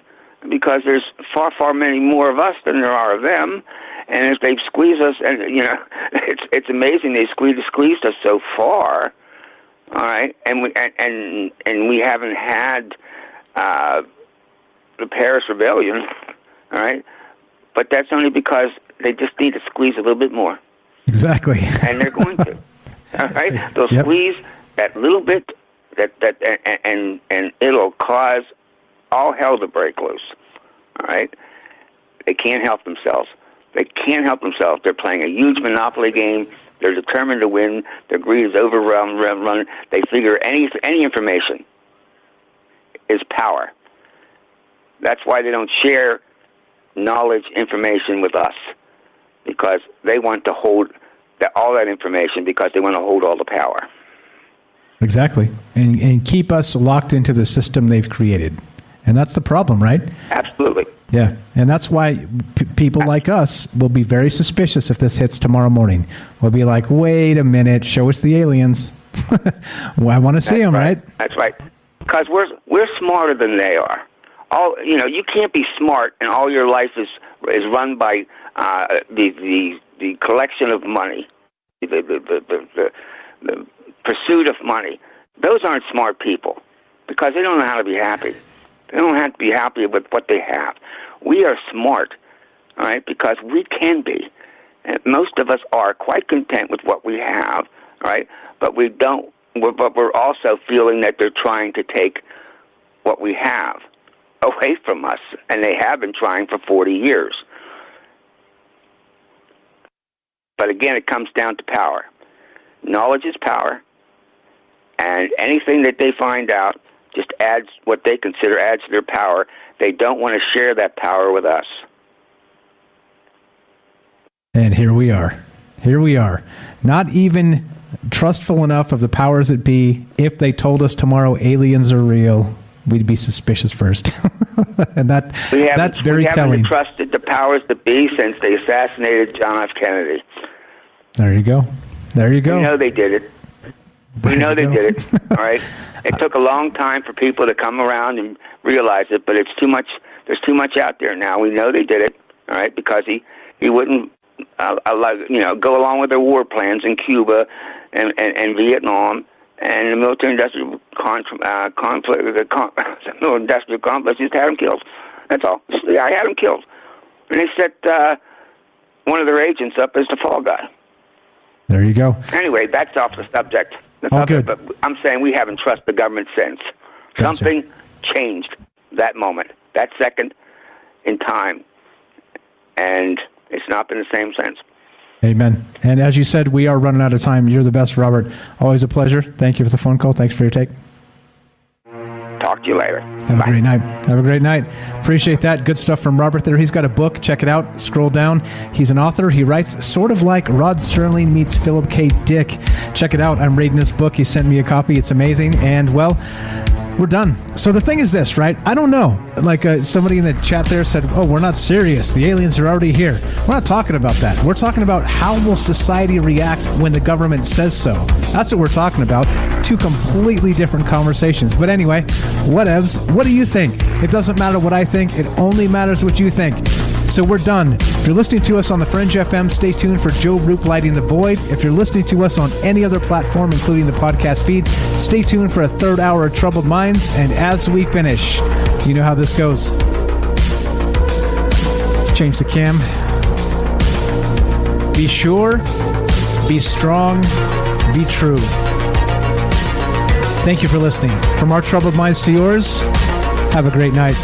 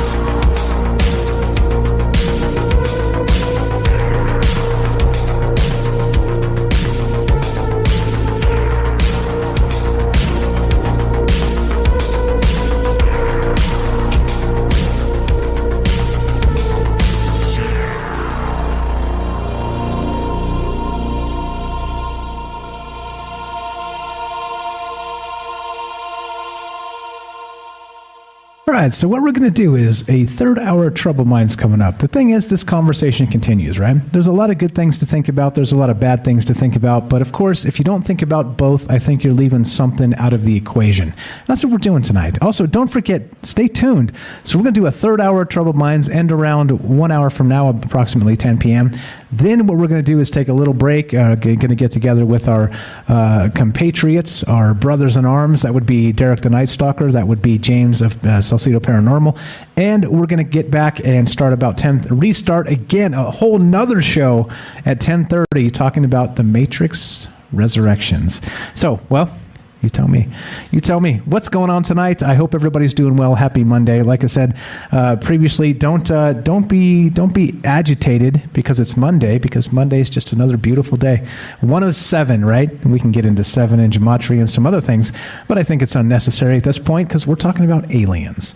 We're talking about what if tomorrow morning you woke up and all the news everywhere, Fox News and CNN were in lockstep unison talking about the aliens that were just discovered, right?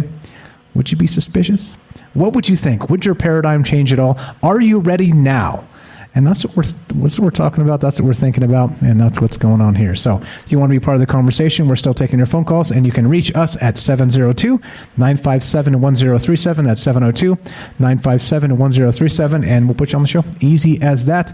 Troubledminds.org. Click the Discord link, and bam. I'll go back and start reading some of the chat and be a little more user friendly here, if you know what I'm talking about, with reading chat and not trying to ham up to the radio audience. And that's what's up. That's what's going on. Okay, so good night, Fred. Thanks for hanging out with us. Thanks for staying up for the whole show. One day, Fred will be a big boy. You'll see. He told me when. He gave me the date. He's gonna be a big boy. What's up? Ray says, no reason to be suspicious if mainstream media tells us they're more reliable these days than ever.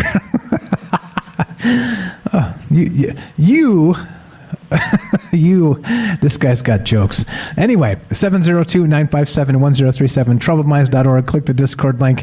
We're going to take a 2-minute break. All right. I'm going to take the dog out real fast, refill my maybe juice. We're going to keep on trucking. Do you want to be part of the show? Phone number's there, Discord link, get in here. And I'd love to hear your take on this. The question tonight is this. If they told us, and I say they, right? The they is them, the powers that be, the governments, the elites, whoever. What would it take for you to believe it, right? Elon Musk tweeting it, right, from the crapper? Elon Musk tweeting, the aliens are here. Is that what it'll take? Because, like, the government will be like, yeah, the aliens are here. And we'll be like, really, bro? Like, give us a reason. Give us a reason to believe. And then once Elon Musk tweets from the toilet, we're like, now we know it's real. Anyway, I'm just making jokes. But 2-minute break. 1 more hour of Trouble Minds on the way. We're still thinking in terms of if they told us the aliens were real, right? What's the what you call it with the hands? The guy, the Giorgio Tsoukalos, right? Ancient astronaut theorists say yes. Sure, fine, maybe. But otherwise, here's what we're going to do. Play some music, 2-minute break. Looking to hear from you, 702-957-1037. Let's do it. Let's go here and go there. Boom. All right. There you go. 2-minute break. More Trouble Minds on the way. Love to hear your thoughts, and that's why we do the third hour, is to hear from you. Extended time, uninterrupted by commercials. 702-957-1037. Troubledminds.org. Click the Discord link. Talk to you shortly. Be right back. 2 minutes. More Trouble Minds on the way. All right. Welcome back to Troubled Minds. I'm your host, Michael Strange. And, well, we're talking about the James Webb telescope tonight. And not only that, it's a little bit strange that they're putting it out there, right? Again, think about the timing of this. All right. So they kicked the can down the road. They said they had one problem or another, and they weren't able to launch this thing. They've been trying to launch it for literally weeks, maybe months. But when they finally did, it happened on Christmas Day. Right? Is that a little bit strange to anybody? Right? It happened on Christmas Day, of all times. Is that like for super publicity? Is that for, I don't know? Some might describe it as a ritual. Why do you think they did that? And then, so not only that, we have this. All right. So Christmas Day they launched this sucker, and the day before we're getting reports from the Daily Mail, because who beats the Daily Mail? Nobody. they're hottest to the press because they kind of, the whole fact stuff is a little bit of bullshit with them. They're like, just run the story, right? I don't think they have an editorial team at all. They just roll it. They're like, oh, you heard that rumor? Roll it. That's the Daily Mail for you. But interestingly, this one is sourced, and it's correct, and it's accurate. They just ran it before anybody else. And yeah, NASA looks to the heavens for help.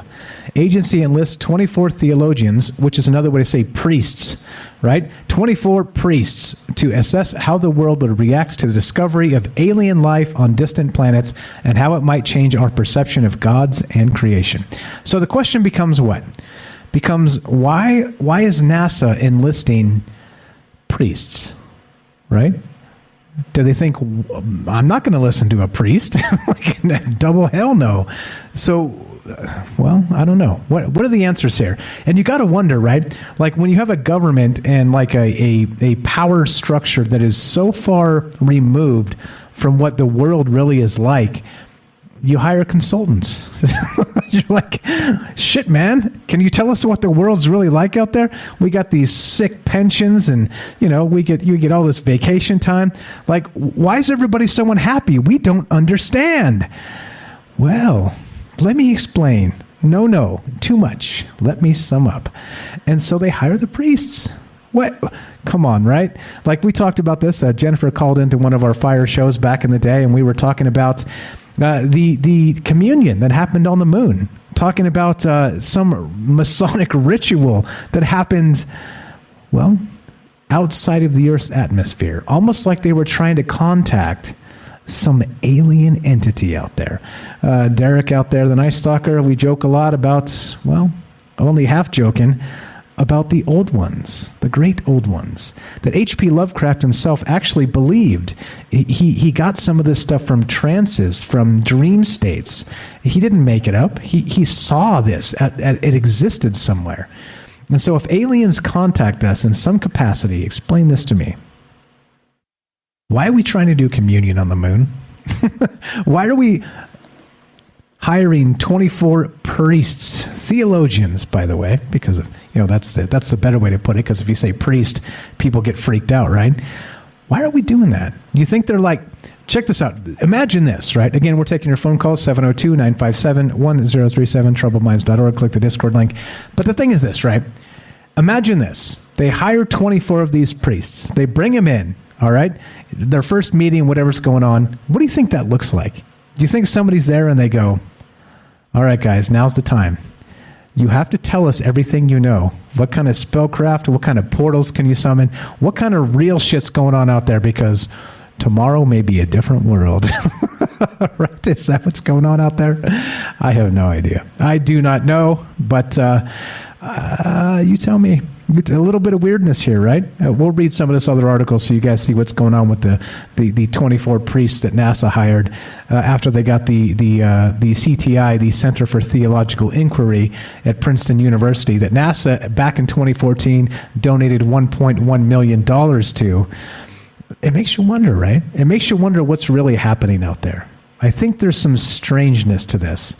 And once again, not to say that I don't trust priests in particular, but I will say that I don't trust people in particular, right? They got to prove otherwise first, right? Like that's the whole human basis. It's like, yeah, we can deceive, right? Deception is it's in our nature. It doesn't mean we have to be deceptive. It doesn't mean we have to be all of those terrible things that humans can be, but you still have to prove you ain't that, And so I don't know any of these guys.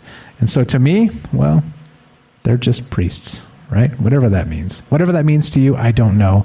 Whatever it means to me, well, I just told you.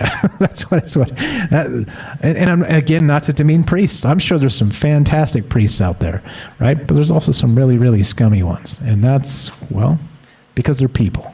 And that's where we end up. So there you go. What's Up Ray says, no, some men just want to watch the world burn. Yeah, that could be. That could be. Okay, so anyway, no, I'm not gonna go down on religion and dog it like that. I'm just saying that like people run religion, and people are people, and there are good people and there are bad people. That's what I'm saying. But that goes with everything. That goes with the government. And again, this is going to be controversial in a conspiracy show and in conspiracy circles. There are good people that work inside the government. Whoa! Right? Oh my goodness gracious! How could you say that, Michael Strange? But it's true. It's true. It's one of those things, right? So I'm just saying, right? People are people, and there are good people and there are bad people, and there are people struggling with that and don't know, right, where to be. I don't know. I'm just saying. I'm gonna do me. They're gonna do them, and we'll figure it out when we go. So anyway, so if you want to be part of the show, I'd love to hear your thoughts. What do you think? If tomorrow happened and it was Alien City, meaning they said, oh, by the way, James Webb telescope launched, we have aliens in our midst or somewhere out there, how do you think the world would react? And that's the question tonight. Again, they don't seem to be able to trust us with simple things like, oh, what about the rest of the information from that JFK assassination? Shouldn't we know about that by now? Most of those people that were involved should be passed away. So I think under the FOIA laws, we should know. Well, how come we don't? Interesting. Curiouser and curiouser. Anyway, 702-957-1037. Ronald says 24 priests and 24 rabbis walk into a bar. And there's the Ronald I know. Absolutely right. You guys are missing out if you're not on Rockfin because we got the peanut gallery over there. That's the official Troubled Minds peanut gallery. What's up, guys? I did copy that, by the way, Tam. That said, let me in so I can listen. You're not in the caller queue, so... if you want to jump back in there, do that, and I'll pull you in and you can listen. All right, so here's what we're talking about tonight. 24 priests and 24 rabbis walk into a bar. No, I'm just kidding. Let's go to Jennifer in Missouri. Welcome to the show, my friend. How are you tonight? Good. How you doing? I'm doing very well. Welcome to the show.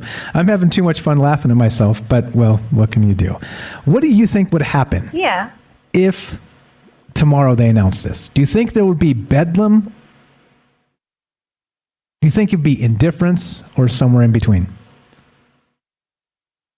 I don't think they'll come out with any kind of narrative, per se, or explaining this to anyone until they're pretty sure they have a handle exactly on how people will handle it. Once they've designed the narrative they want people, or the majority anyway, to believe. You know, I think that if people right now won't, or they don't think that people can handle the revelation, it's by design anyway.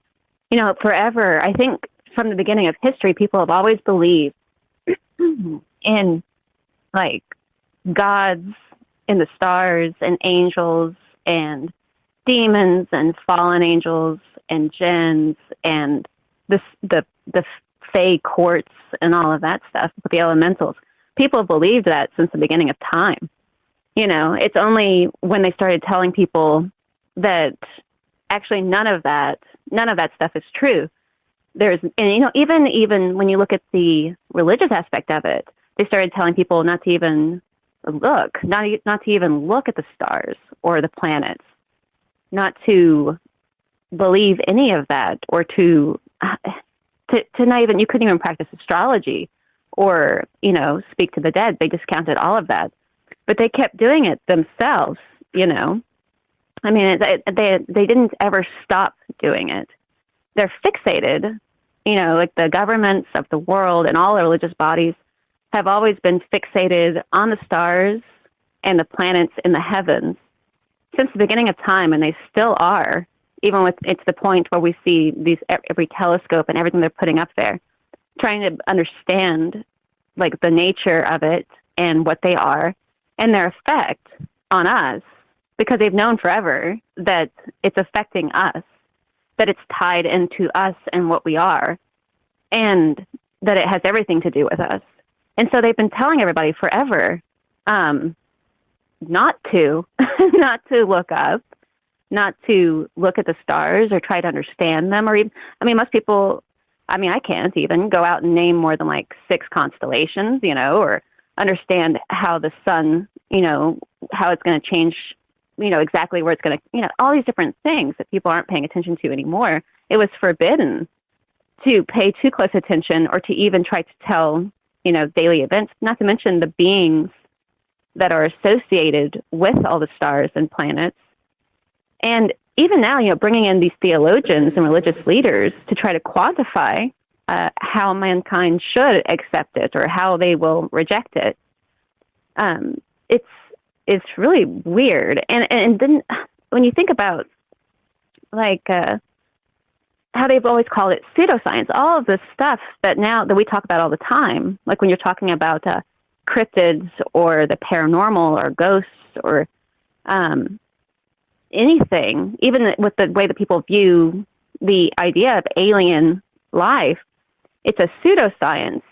And it's a pseudoscience until they are sure that they can control the narrative we receive. Until then, it will always be pseudoscience. And because then later they'll become legitimized when they're comfortable that the majority, or, for the most part, will accept or does already accept and is comfortable with their narrative. Because the knowledge is power, and that is something they don't want anyone to have. So for the longest time, it's always remained on the fringe, if not illegal, to even look up into the heavens, to look up into space. Right. Was it Galileo so I think that was executed? It was Galileo, right? Well, he was imprisoned forever. Wasn't he for a long time? And all kinds of horrific things. Yeah. Like you said, if after not, they with the go ahead. Yeah. Copernicus. No, go ahead. Copernicus. Go ahead. You cut me. You actually filled in exactly what I was thinking. But yeah, go ahead. So actually, before you do, fantastic point in that. Right? It's not something that can be considered until they tell us it can be considered. And even then, right? Clearly, anybody that has half a brain can stare up at the stars and go, damn, that's a lot of stuff out there, right? Then you look at even the scientific opinion, and they're like, no, there's way more stuff than you can even see. And it's like, okay, so obviously that means, well, but not until they tell us, right? Perfect point on all that. Right. Even though it's all just been recycled back again. It feels like to me, if you look at all of the old stories about the gods and about if you want to go any direction, the angels, the fallen angels, the jinn, the Seelie and unseelie courts of, the British Isles and all of that stuff. They get rid of all of that, and that there's none of that. But now there might be aliens, but we're going to wait till we can define exactly what that's going to look like to everybody. And then we'll reintroduce that idea once we're sure that we'll know what you're going to think about it and how you're going to think about it. It seems like to me, even though this is nothing new to anyone. This is nothing new to humankind. They've always known about these things, about these beings, and that they're associated with the stars in space. In space, what they've already quantified what that is. They're going to tell us how that works. When we can all just go right out there and have a look at it ourselves and how unbelievable it is, how it all is unbelievable. But yeah, they want to control everything because that's in the knowledge of everything about it. So even just thinking about it or speculating, but they want to control that. By calling it pseudoscience, even understanding that, they pretty much shape everything that they do with astrology. There's been quotes about millionaires don't study astrology, but billionaires do. It's really interesting, but they call it pseudoscience so that everybody kind of just fluffs it off. But that was the major thing with all of the ancient theocracies and everything have always been, it's been about what's up there. Exactly. And so, how can we control it and then control what you think about it, right? That's the whole unholy trinity is that, right? It's not about what's here. It's about what's there. It's about how do we control what you think about it and then bring it all the way back around to exactly like you described, control. It's horrific. And so if this happened tomorrow and they said straight up, hey, the aliens are here, you woke up, it was on every headline, every website, I was talking about it, everybody was talking about it, we were talking about it, what would you think? Would your first thought be, holy shit, finally? Or would you be suspicious of it? No, I'd be really interested in what they're going to say they think it is. I'd really be interested in hearing that because we already have, that's what I mean. I think that we all already have an idea about what all of it is and how it connects to us. But I'd like to hear I'd love to hear their theory on it if they were to come out and say that. And I think that some people it will, for some reason, blow their minds. You know, I mean, I think it'd be mind-blowing that they've designed it that it's going to be that way, though, that people are going to be like, I can't believe they've said it. I can't believe they've admitted this. When they've, you know, but even though we know they know. We know they know. Exactly. And we know that, but we don't know. It's us that doesn't know. You know, it's us that are like, I don't know. I'm not sure. You know, like, and there's all this history going back forever about what it might be, you know, that these might be gods, that they used to call that these might be demons, that these might be all kinds of things, you know, that are relating to the earth on a regular basis, like Jacob's ladder, you know, up and down. So, I mean, it's probably been going on forever, but I think that to hear the government, for some reason, you know, in government itself, governing the mind, you know, to government, the mind, it's all about just controlling the masses and keeping them, because society will fall if they don't keep it under a very tight wrench. You know, they can't have this kind of power if it's just a bunch of like chief, you know, you know, they have to keep it very tightly controlled. And if they're going to bring something like this out, like bringing out the theologians, I think it's almost kind of it's comical, you know. Yeah, and so do you think there's something to that, by the way? So I brought up the fact that you called a ways back on one of those shows we did in the past, and we were talking about that communion on the moon. Well, do you think that there's something similar here where they're bringing in priests in particular for some other reason than just swaying influence? Because, I mean, the times have changed. If it was up to me and they said, Mike, you're in charge of handling this and you're working for the government, I'd be like, cool. I get to hire whoever I want. They're like, yeah. I'd hire like PewDiePie. I'd hire like Mr. Beast from YouTube. I'd hire like people that are charismatic, have a ton of knowledge about these things, and know how to talk to people. Not some like random stuffy group of theologians. You know what I'm saying? Yeah. Well, everything on the planet, everything that's going on in our universe, is all affected 100% by what's going on in space, what's going on with those stars and those planets and how they're moving. Every little thing about us and our existence here on the earth, we are in it. You know, we are in the universe that's above us, and everything, the way that it's moving, everything, and its positions and everything is affecting our lives, and it always has, and it's intrinsically a part of our existence. And why do people they think that the people are even influenced by that these luminaries and spheres have a type of consciousness that are, you know, a type of frequency that affects humanity. These are like this is the very basis of Babylonians, Phoenician, the Assyrians, the Akkadians, the Mesopotamians, everything that out of the Indus Valley and the Vedics and all of that stuff, every single thing, Judaism, anything you look at, it's all been about this, about that. And we call it quantum physics today, and quantum mechanics and string theories and so on and so forth. It's always been the same thing, but it's always been about space. You bring in these theologians because it may come down to that to try to explain it in some way, because now they've already defined what alien life is. They've called it some kind of thing like it's another type of creature, but it's not quite like that, is it? You know, an alien isn't quite exactly like a frog, an undiscovered species of frog or something.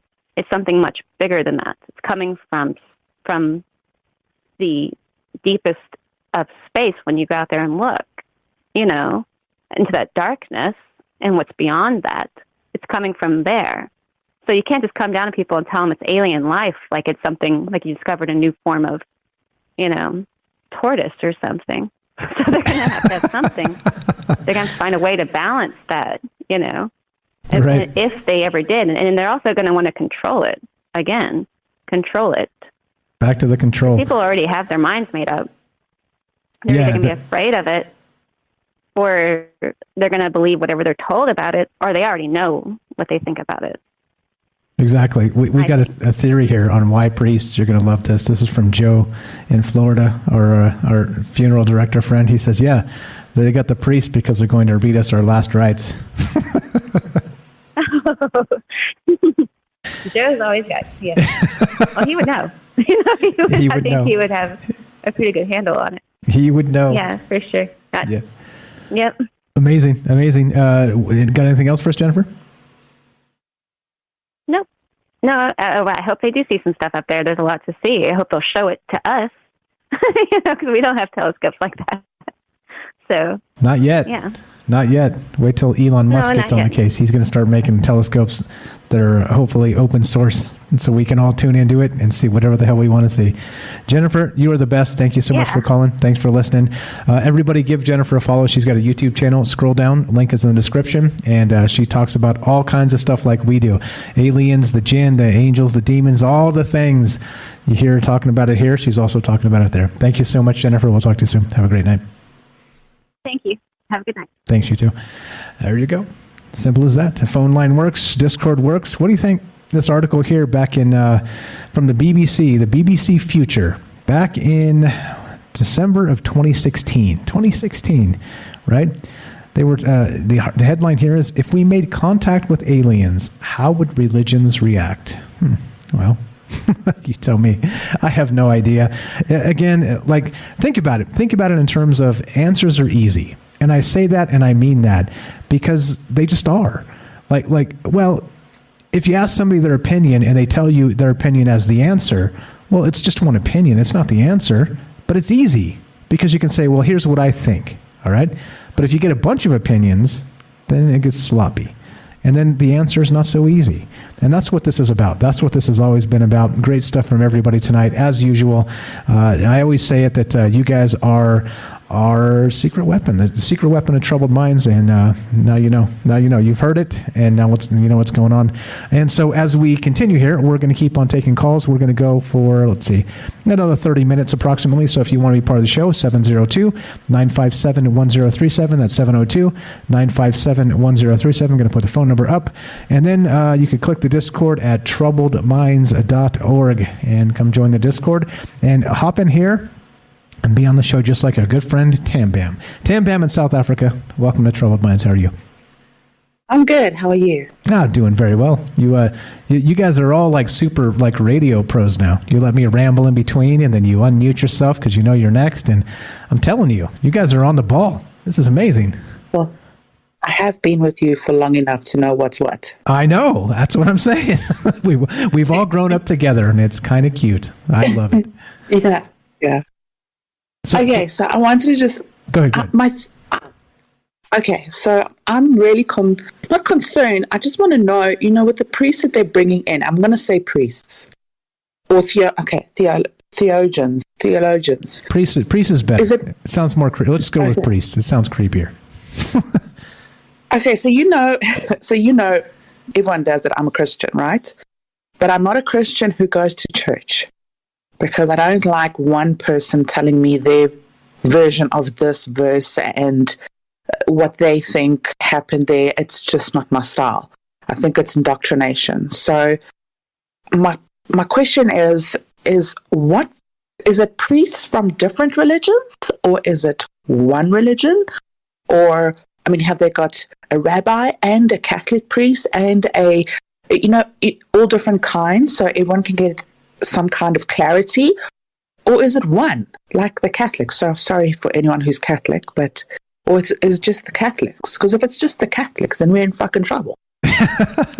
No, so I think the reason it's a group of them is because, like you described first there, I think, and I'm nearly certain of this, it's a bunch of different types, right? So that's what I'm saying. So imagine if you could like bring in a bunch of religious leaders into one room and you're like trying to find out what's up with the aliens. What would be the first thing you ask them?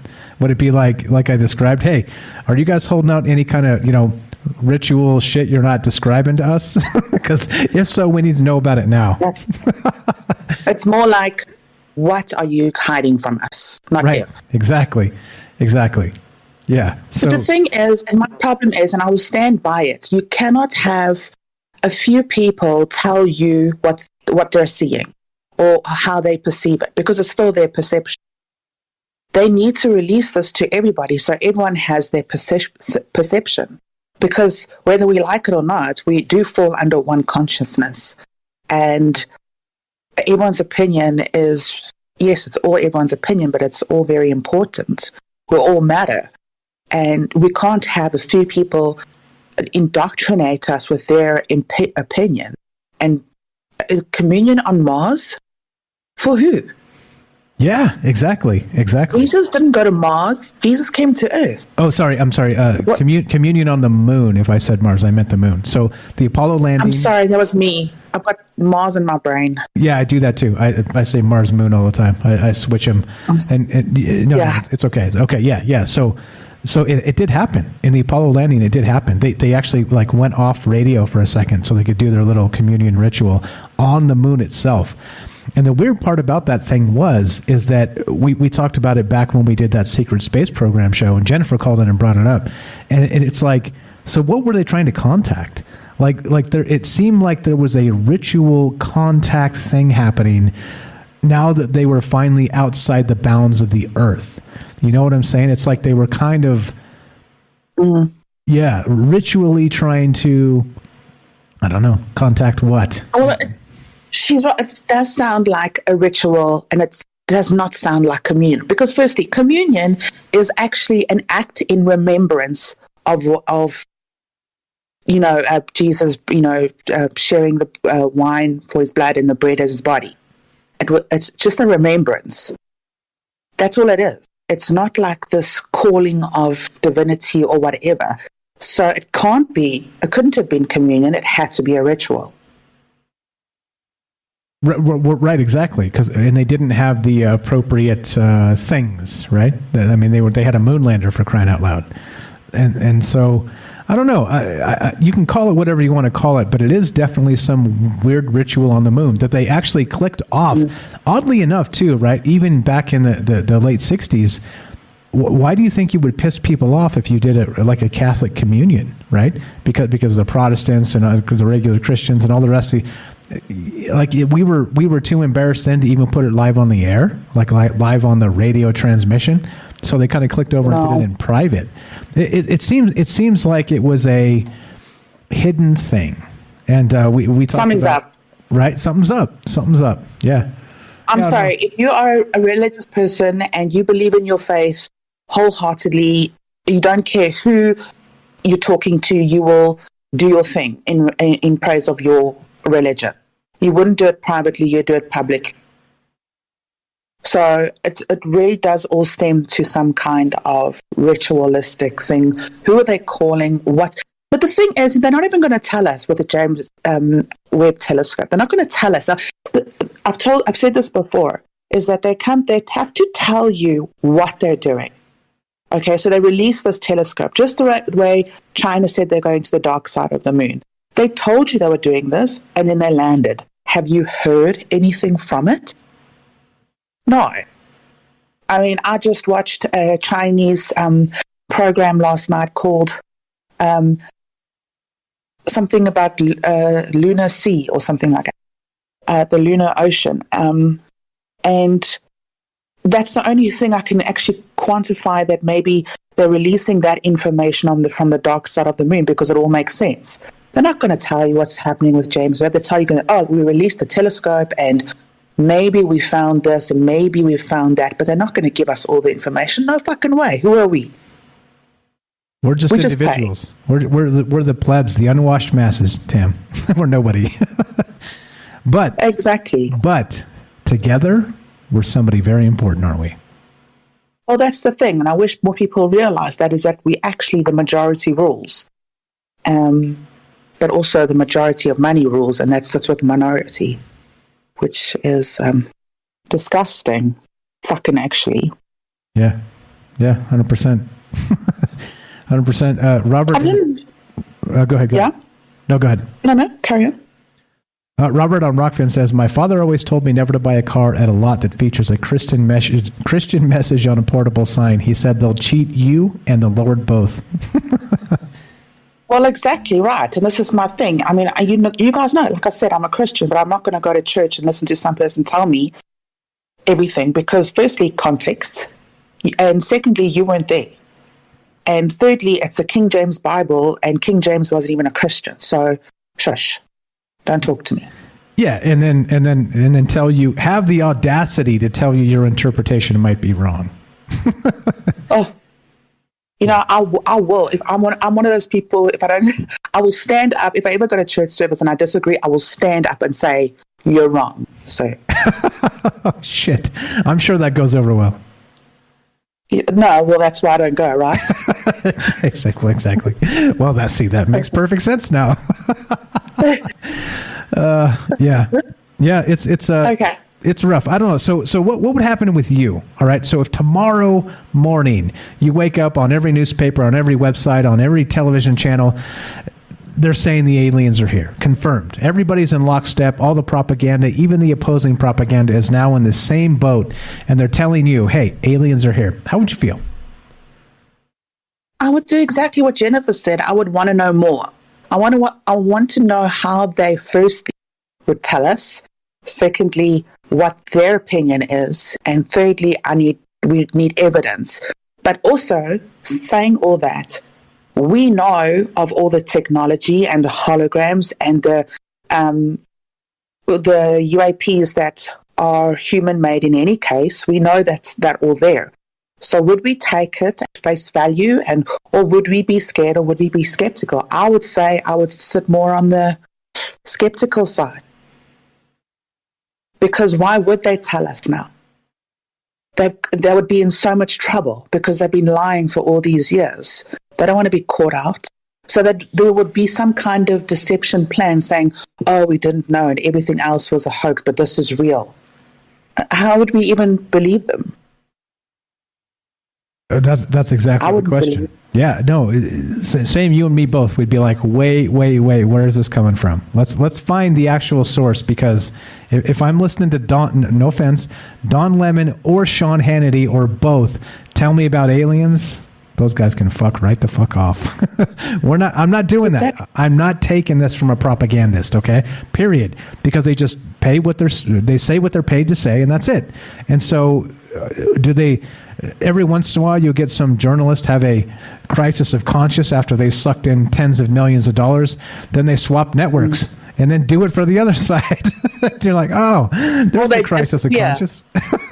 You're a propagandist for the other side. It's so stupid. It's all so stupid. But yeah, okay. But do you think this is going to happen then? So you would be suspicious. You would want more information. I agree with you.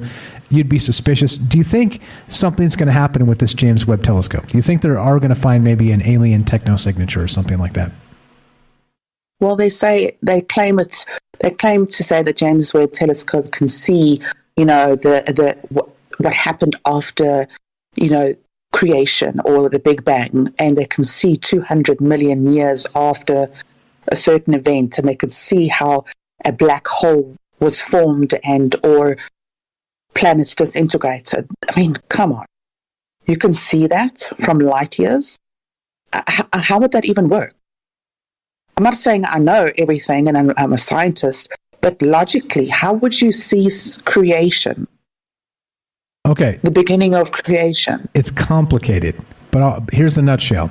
So with the Hubble telescope, we're able to, through what's known as gravitational lensing, using like the curvature of light around, say something like a heavy mass object like a black hole or like a supermassive star, we're able to use it in terms of not just the power of the telescope itself, but then use a star way out there as some sort of magnifying glass, okay? But now we're taking the James Webb up there, which is it's like 100 times more powerful than the Hubble or something like that. I don't know the actual number of times better. And with the old telescopes, we were actually almost able to see the very first galaxies back in time. Because, the way it works is a light year is 1 year for light to travel. So if we're looking 100 million light years away, the light we see from that galaxy is not as it is now, it's as it was 100 million years ago. So, because it's finally reaching us now, you see? So it is being able to travel back in time. So, in some sense, just because of the vast distances, if we can do some of that, we can maybe get there, because they're able to see almost that far back now. There is a point where it goes dark because we can't see far enough. But this new telescope should be able to give us access to at least a little bit more. So I don't know if we're going to be able to peep creation, but there you go. There's the nutshell version. Yeah, but that's still human science. Human science doesn't mean that it works for galactic science. Of course. Yeah. Well, of course. It could also be spinning us utter crap because of one person who came up with this theory, and it's just got taught down the lines. It could also be crap. You just don't know until you're there or it happened or you see it for yourself. I'm still so skeptical. I don't understand. Maybe I should just go research the science of it first and just ponder. Because it sounds more like quantum science than anything else. And it's in a nutshell so difficult to understand. I mean, looking deeper, I don't know what to say. Actually, it's a lot.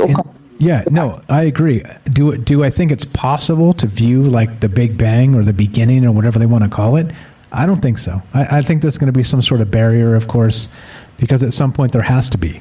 Even if you can spy that far back into the beginning of time, there's still going to be some sort of barrier. I think it's going to be like that darkness, that viewing into, trying to look into a black hole past the event horizon. It's going to be similar. You're only going to see so much, and then it's going to go black. It makes sense. Because if they can do that, then why haven't they told us about parallel universes? Surely knowing that there's parallel universes is much easier to detect than the beginning of creation, the Big Bang.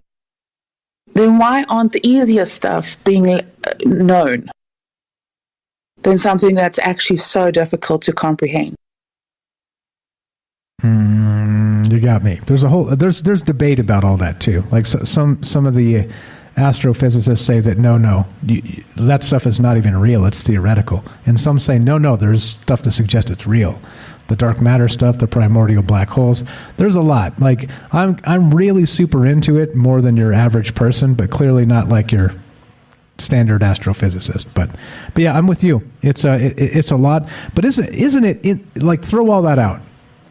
Isn't it really freaking fun to just think about that stuff? It is, because it makes life less mundane, doesn't it? It makes your average thinking less boring and your life less uninteresting, because what is life? You sleep, eat, wake up, work, whatever you have to do. But knowing that there's events over the horizon happening and there might be something out there, it's so exciting to know that finally we're in a generation that we get the answer that how many countless of generations have always wanted to know. Is there really life, and is there proof? Can they just bring us the proof? Are we that generation? Are we that lucky? Let's hope so. I'm crossing my fingers. Let's hope so. Can you imagine, like Galileo or Copernicus or some of these guys that they're missing out, crap their pants if they saw just the Hubble footage? Like they would just be like, "Yes, I knew it. I was right." Doesn't it make you feel more special that you were born in this time? Because life in itself is just a miracle, right? I got to tell you what. We're born in. Exactly. Yeah. Yes, I got to tell you what. Like I keep saying, and I mean this, may you live in interesting times. And for damn sure we certainly do, don't we? Right. So I'm actually super excited. Super excited. I'm pumped. Bring us the pictures of the aliens. I want to see it. For real.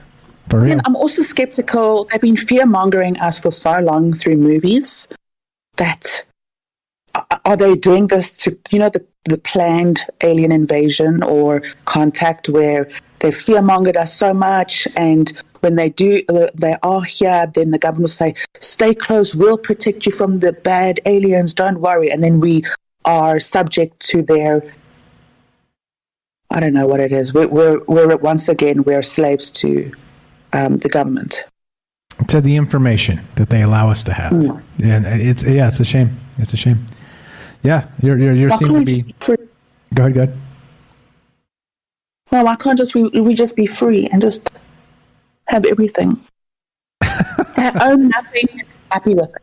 We'll have everything and be happy with it. I love it. See, that's what I'm talking about. We'll have everything and be happy with it, and that's what this is about. It's about this is why we should have nice things, because there's people out there that can handle it. There's people that are not just giant egos walking around that are trying to just suck up everything for themselves. There are people out there that are right, that are solid, that are genuine. Yes. There's a lot of good words, like, again, you can dump on humanity all you want, but for every dark soul, there's a light soul as well. There's somebody out there doing God's work, and whatever you want to term that as, the God's work, there's somebody doing it, there's people out there. And so that's why I hate to be negative on humanity too much, other than I don't trust the government. Because I don't. Yeah, me too. But, because generally humanity are actually decent. We actually just want peace and calm and happiness. We don't want hurt and pain and negativity. We actually just are decent people. Hey, the ones that are, because there's a whole bunch of ones that are doing us a disservice by being terrible. And so that's a whole different conversation. Yeah. But we're going to keep bringing the light, Tam Bam, and doing the best we can. How about that? Yeah. We got an agreement there? Yes. Absolutely. Okay, I'm going to go. Because I've got to take Coco, my new doggy, nice. to the vet. Yeah. Your new dog is adorable. Have fun. Thank you for calling in. Thanks for waking up early for us, as always. Happy holidays to you and the family. We'll talk to you soon. You're the best, Tam Bam. Yes, definitely. Bye. Thank you. Have a great afternoon.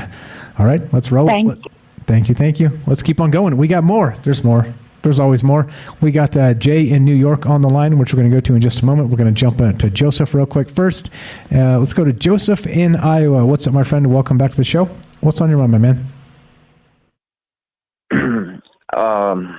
Well, I just, I kind of forgot the original thought, but I was listening to her say, everyone get everything they ever wanted, and I wonder the steps it would take in preparation for a world like that, and because if you did that now, a lot of people would die. I mean, I couldn't imagine all the people getting whatever they wanted, and just you can imagine. I mean, I can't imagine, really. Yeah, So take it from the other perspective. If you were let's say Joseph was the president, and they're like, okay, here's what we know. They told you, and they said, well, we can't let everybody know these things. We can let them know those things, but we do know there's some things we don't know, and shit's about to go down. How would you handle that too, right? As somebody who's supposed to lead that message. So I'm not saying I have sympathy for a government who's been lying to us forever, but I am saying if it landed in my lap, I'd just be well, shit. Throw out all the election cycles aside. Let's just tell humans the truth. You know what I mean? There's only one way to do it, in my opinion, at that point. Let's tell people the truth. This is what we know. This is what we don't know. And, well, they're on the way. You know what I mean? I think, what do they say? The saying goes, the truth will set you free, right? Yeah, I mean, if they said that they're on the way, if we look back and we've seen some branching out, and we were able to tap into timelines, and we're seeing some progression, just not towards us, but all around us or coming towards us, then I could see that spark a huge run in evolution. Not technological evolution. They could use it as a definite push. I was thinking maybe they could see I know we talked about this, I don't know when. There was a dedicated server that I was talking about. Yep. That could if it survived the end of time, maybe it could be there in the beginning of time. So if you were able to beam back into the beginning of time or near the beginning of time, maybe you can see this unnatural thing, and that's not going to be branching out. That's just going to be a thing there. Well, you hope so, right? You hope that it's going to be a good thing. Right. Yeah, I don't know, man. The fun thing about speculation is we get to speculate it kind of with impunity. If you're the guy or the gal or the somebody making decisions, Shit gets real awfully fast, doesn't it? Yeah. Yeah, 100%. 100%. Appreciate it, my man. We got to go to Jay because we got to wind this down because we got another show after this. Because that's right, Michael Strange is the hardest working man in the radio business. So, wait. Final thought. I don't want to run you off just like that. But so what do you think? What do I think regarding this conversation? Yeah, just whatever. Just didn't want to run you off instantly like that. Just give you a little bit more time to say whatever you want to say. Into the past, I would be interested in the shape of everything. You know. Like, if they can see, and how would you capture everything in a whole, and how would you know? Like, the beginning of the Big Bang, if you can't even see the end of the galaxies, you know? How do you know it's not all coming from somewhere else and, like, something exploded downstream? Yes, right? I like it. I like the thought, right? Maybe there was a further out multiple Big Bang. See? There you go, man. That's what I'm saying. I don't know. Yeah, beautiful thought. Beautiful thought. How do you know? Even if you think you see the beginning, is it really the beginning at all? Joseph, you're the man. Appreciate it, brother. Great stuff as always. We'll talk to you soon. Alrighty. Have a great night. Thank you very much. Hydro Hose, link in the description. Check him out. Got a YouTube channel doing his thing. All right, so we're just hanging out, talking about amazing stuff, and we're going to continue, right? So we're going to finish up here in the next 5 minutes or so. We'll go a little bit long to give Jay some time to talk because Jay's our good friend, and he needs time to talk too. And, then we'll be doing another show tonight. That'll be 3 in one day. That'll be the news show. That'll be this show. And the next one. The next one's, we're going to talk about the Matrix Resurrection. So if you haven't seen that, it's going to be spoiler heavy. We will reiterate that again heavily when we begin, but let's skip that and we'll get there when we get there. Let's go to our good friend Jay in New York. Welcome, my man. How are you? I think he was ready. Passcodes on the phone. They timed out because I was walking around with it in a pocket listening. Hey, man, you're supposed to do that retina scan. What's wrong with you? I rubbed my fingerprint off working. Yeah, okay. And I can't touch the thing, so I have to do it like 3 times to get the passcode to come up. Nice. It's like, damn it. Damn it. But, why? For the love of God, why? What happened when I could just push the button and the phone came on? Now you have to have a passcode. But sorry, Mike, for not being ready. You're okay. You're okay. Brilliant today. I mean, really, you're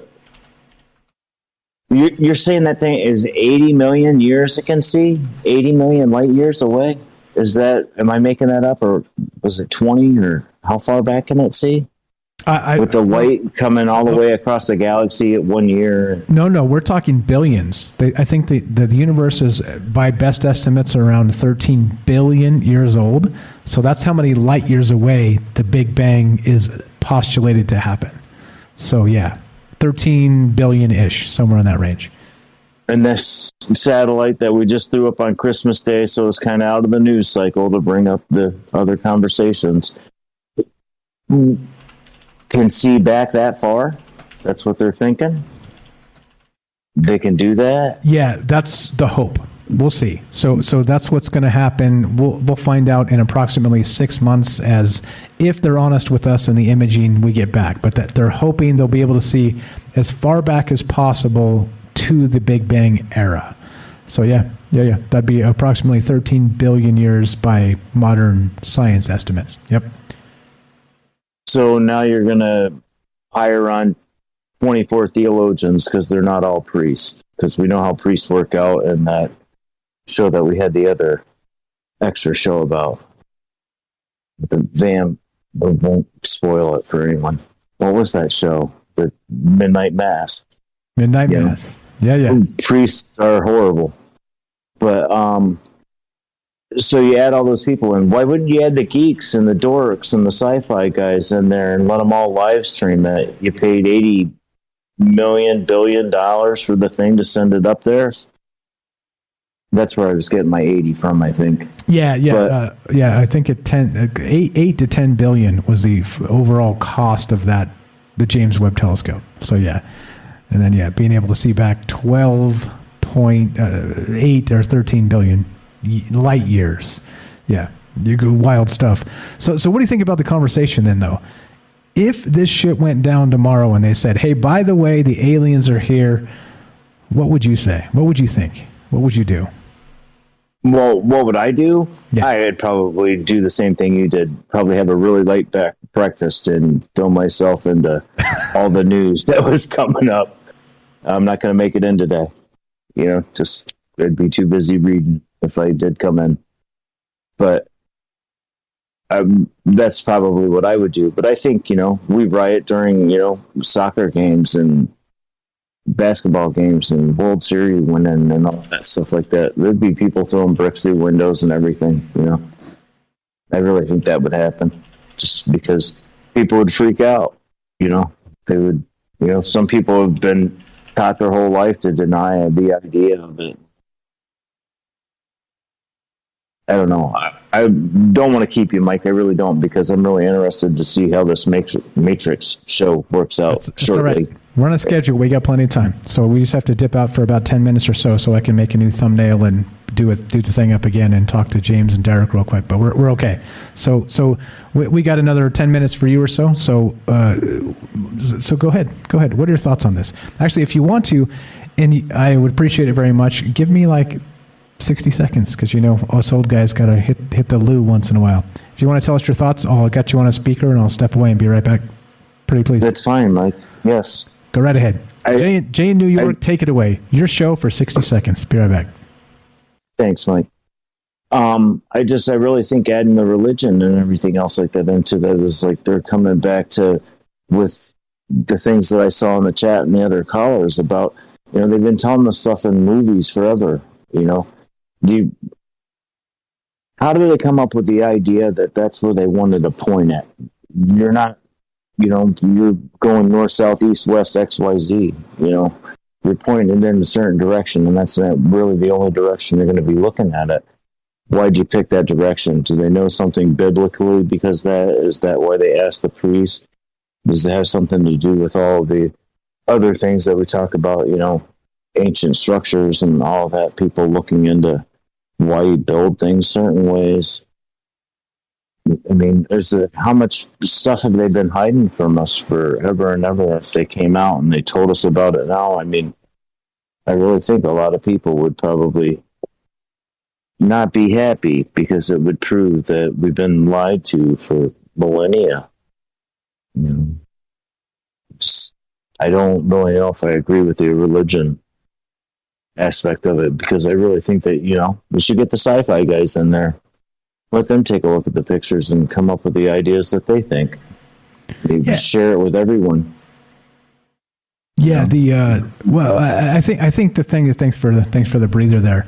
The thing is that I don't know, like again, like who has the best ideas? You know what I'm saying? And I'm not saying it's a competition. I am saying that they shouldn't be bottlenecked and redacted and held from us. You know what I'm saying? Like that's part of the problem. I think that's, we end up, we're like, humanity is an amazing thing. One of the best parts about humans is we're so adaptable. So, well, just tell us. Why would they tell all of us, Mike? Look at the people that call into the show and listen to the show and everything else like that. That would be a brilliant think tank to run an idea by that. You give us a different idea every night, and we come up with brilliant conversations about it, because everyone calls in, gives their takes and chats and makes their jokes and all that. But we're having an intelligent conversation. That's something that doesn't happen anymore, Too busy watching your TikTok videos or whatever it is that people do during the day. Shop for shoes. But I really look at that as like, what's going on the Mars rover? Why can't you go online at any time and see exactly what that dude's seeing from NASA? We paid for that. They didn't reach in their pocket and pull out that money to build all that crap to send it up there. The telescope, any of it at all. I mean, the telescope was the multinational undertaking. All those people's probably pay taxes into that. You know, it should be free and live. You know, it's just so you can give your take on it. I mean, what does that look like to you? I don't know. It looks like an armada headed towards Earth. Looks like they'll be here in like 23 million light years, judging by my math. And then let all the math guys get on it. You know what I mean? Yeah. No, it's only going to be 10. Crap. Exactly. You know, exactly. Get the sci-fi guys out there to study the ship so we can come up with some kind of defense here. Exactly. Well, we're take apart the wall proportion engine and we're going to build ourselves a wave motion gun. Derek says, imagine if they turn it on and just see a giant eye staring back at us. That would be like, fuck. Like, damn it. I knew it. Sauron was out there. Sauron was out there. The burning eye from the Lord of the Rings, right? Yeah, exactly. One does not simply turn on the James Webb telescope. That meme. Geez. Yeah, I don't know, man. I don't know. That's why we do this, to have some fun, kick it, and talk about the cosmos. Because if we're not, who the hell is, right? Well, it's mental yoga for us. I love that. You know, I mean, it's you get out of the box of normal thinking of whatever it is, and you let your mind wander and listen to what other people have to say or chat about. And it's like, it's crazy that it's an exercise to keep you from getting dementia or something. Yeah, you know? Exactly. Wait, you know the other way to not get dementia? Where's Robert when you need him? Wasn't there like one of the ED pills or something like that? There's a Viagra connection. I'm waiting for Robert to call back now to tell us about the Viagra connection. What's up, Adonna? Just got kicked off. Can't see me. Go on. Say good night. Thank you, Adonna, for hanging out with us. All right, Jay. So we're about there. Couple more minutes here. We'll play some outro music. You got a J-Tro for us? I do. Okay, so before that, your final thought here. If this goes down, if the James Webb Telescope spots some shit, you think they're going to tell us? And if they do, what happens? What's your final thought here? They're not going to tell us. Or if they do, it's going to be like some watered-down version of 6 pages. Nothingness. Nothing burger. More nothing burgers. If they do, like all the theologians they got there, the Buddhist priest, the rabbi, and all that got in there, says, look, you got to tell them. It's people are going to change. I really think that it'll change us. I don't think it would be like people might stop paying their taxes, but I don't think people might start looking at things differently, knowing that the world is a much bigger place than just our little rock floating through where we are. People start to question a lot of things. Yeah, I guess it's the context. Like if we say alien techno signatures a billion light years away, it's different than they'll be here on Tuesday. So I guess context is really the devil. That devil, necessary devil in the detail, right? Yeah, absolutely. Great shit as always, Jay. Appreciate you, my man. Let's play some outro. Let's do the J-Tro. Let's do a J-Tro. What do you say? Yes, sir. Okay, you ready for this? You know how it works. Wait till the bass drops. Here we go. I'm going to just smash the button and dance.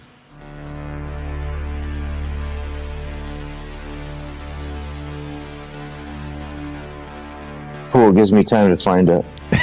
Even better.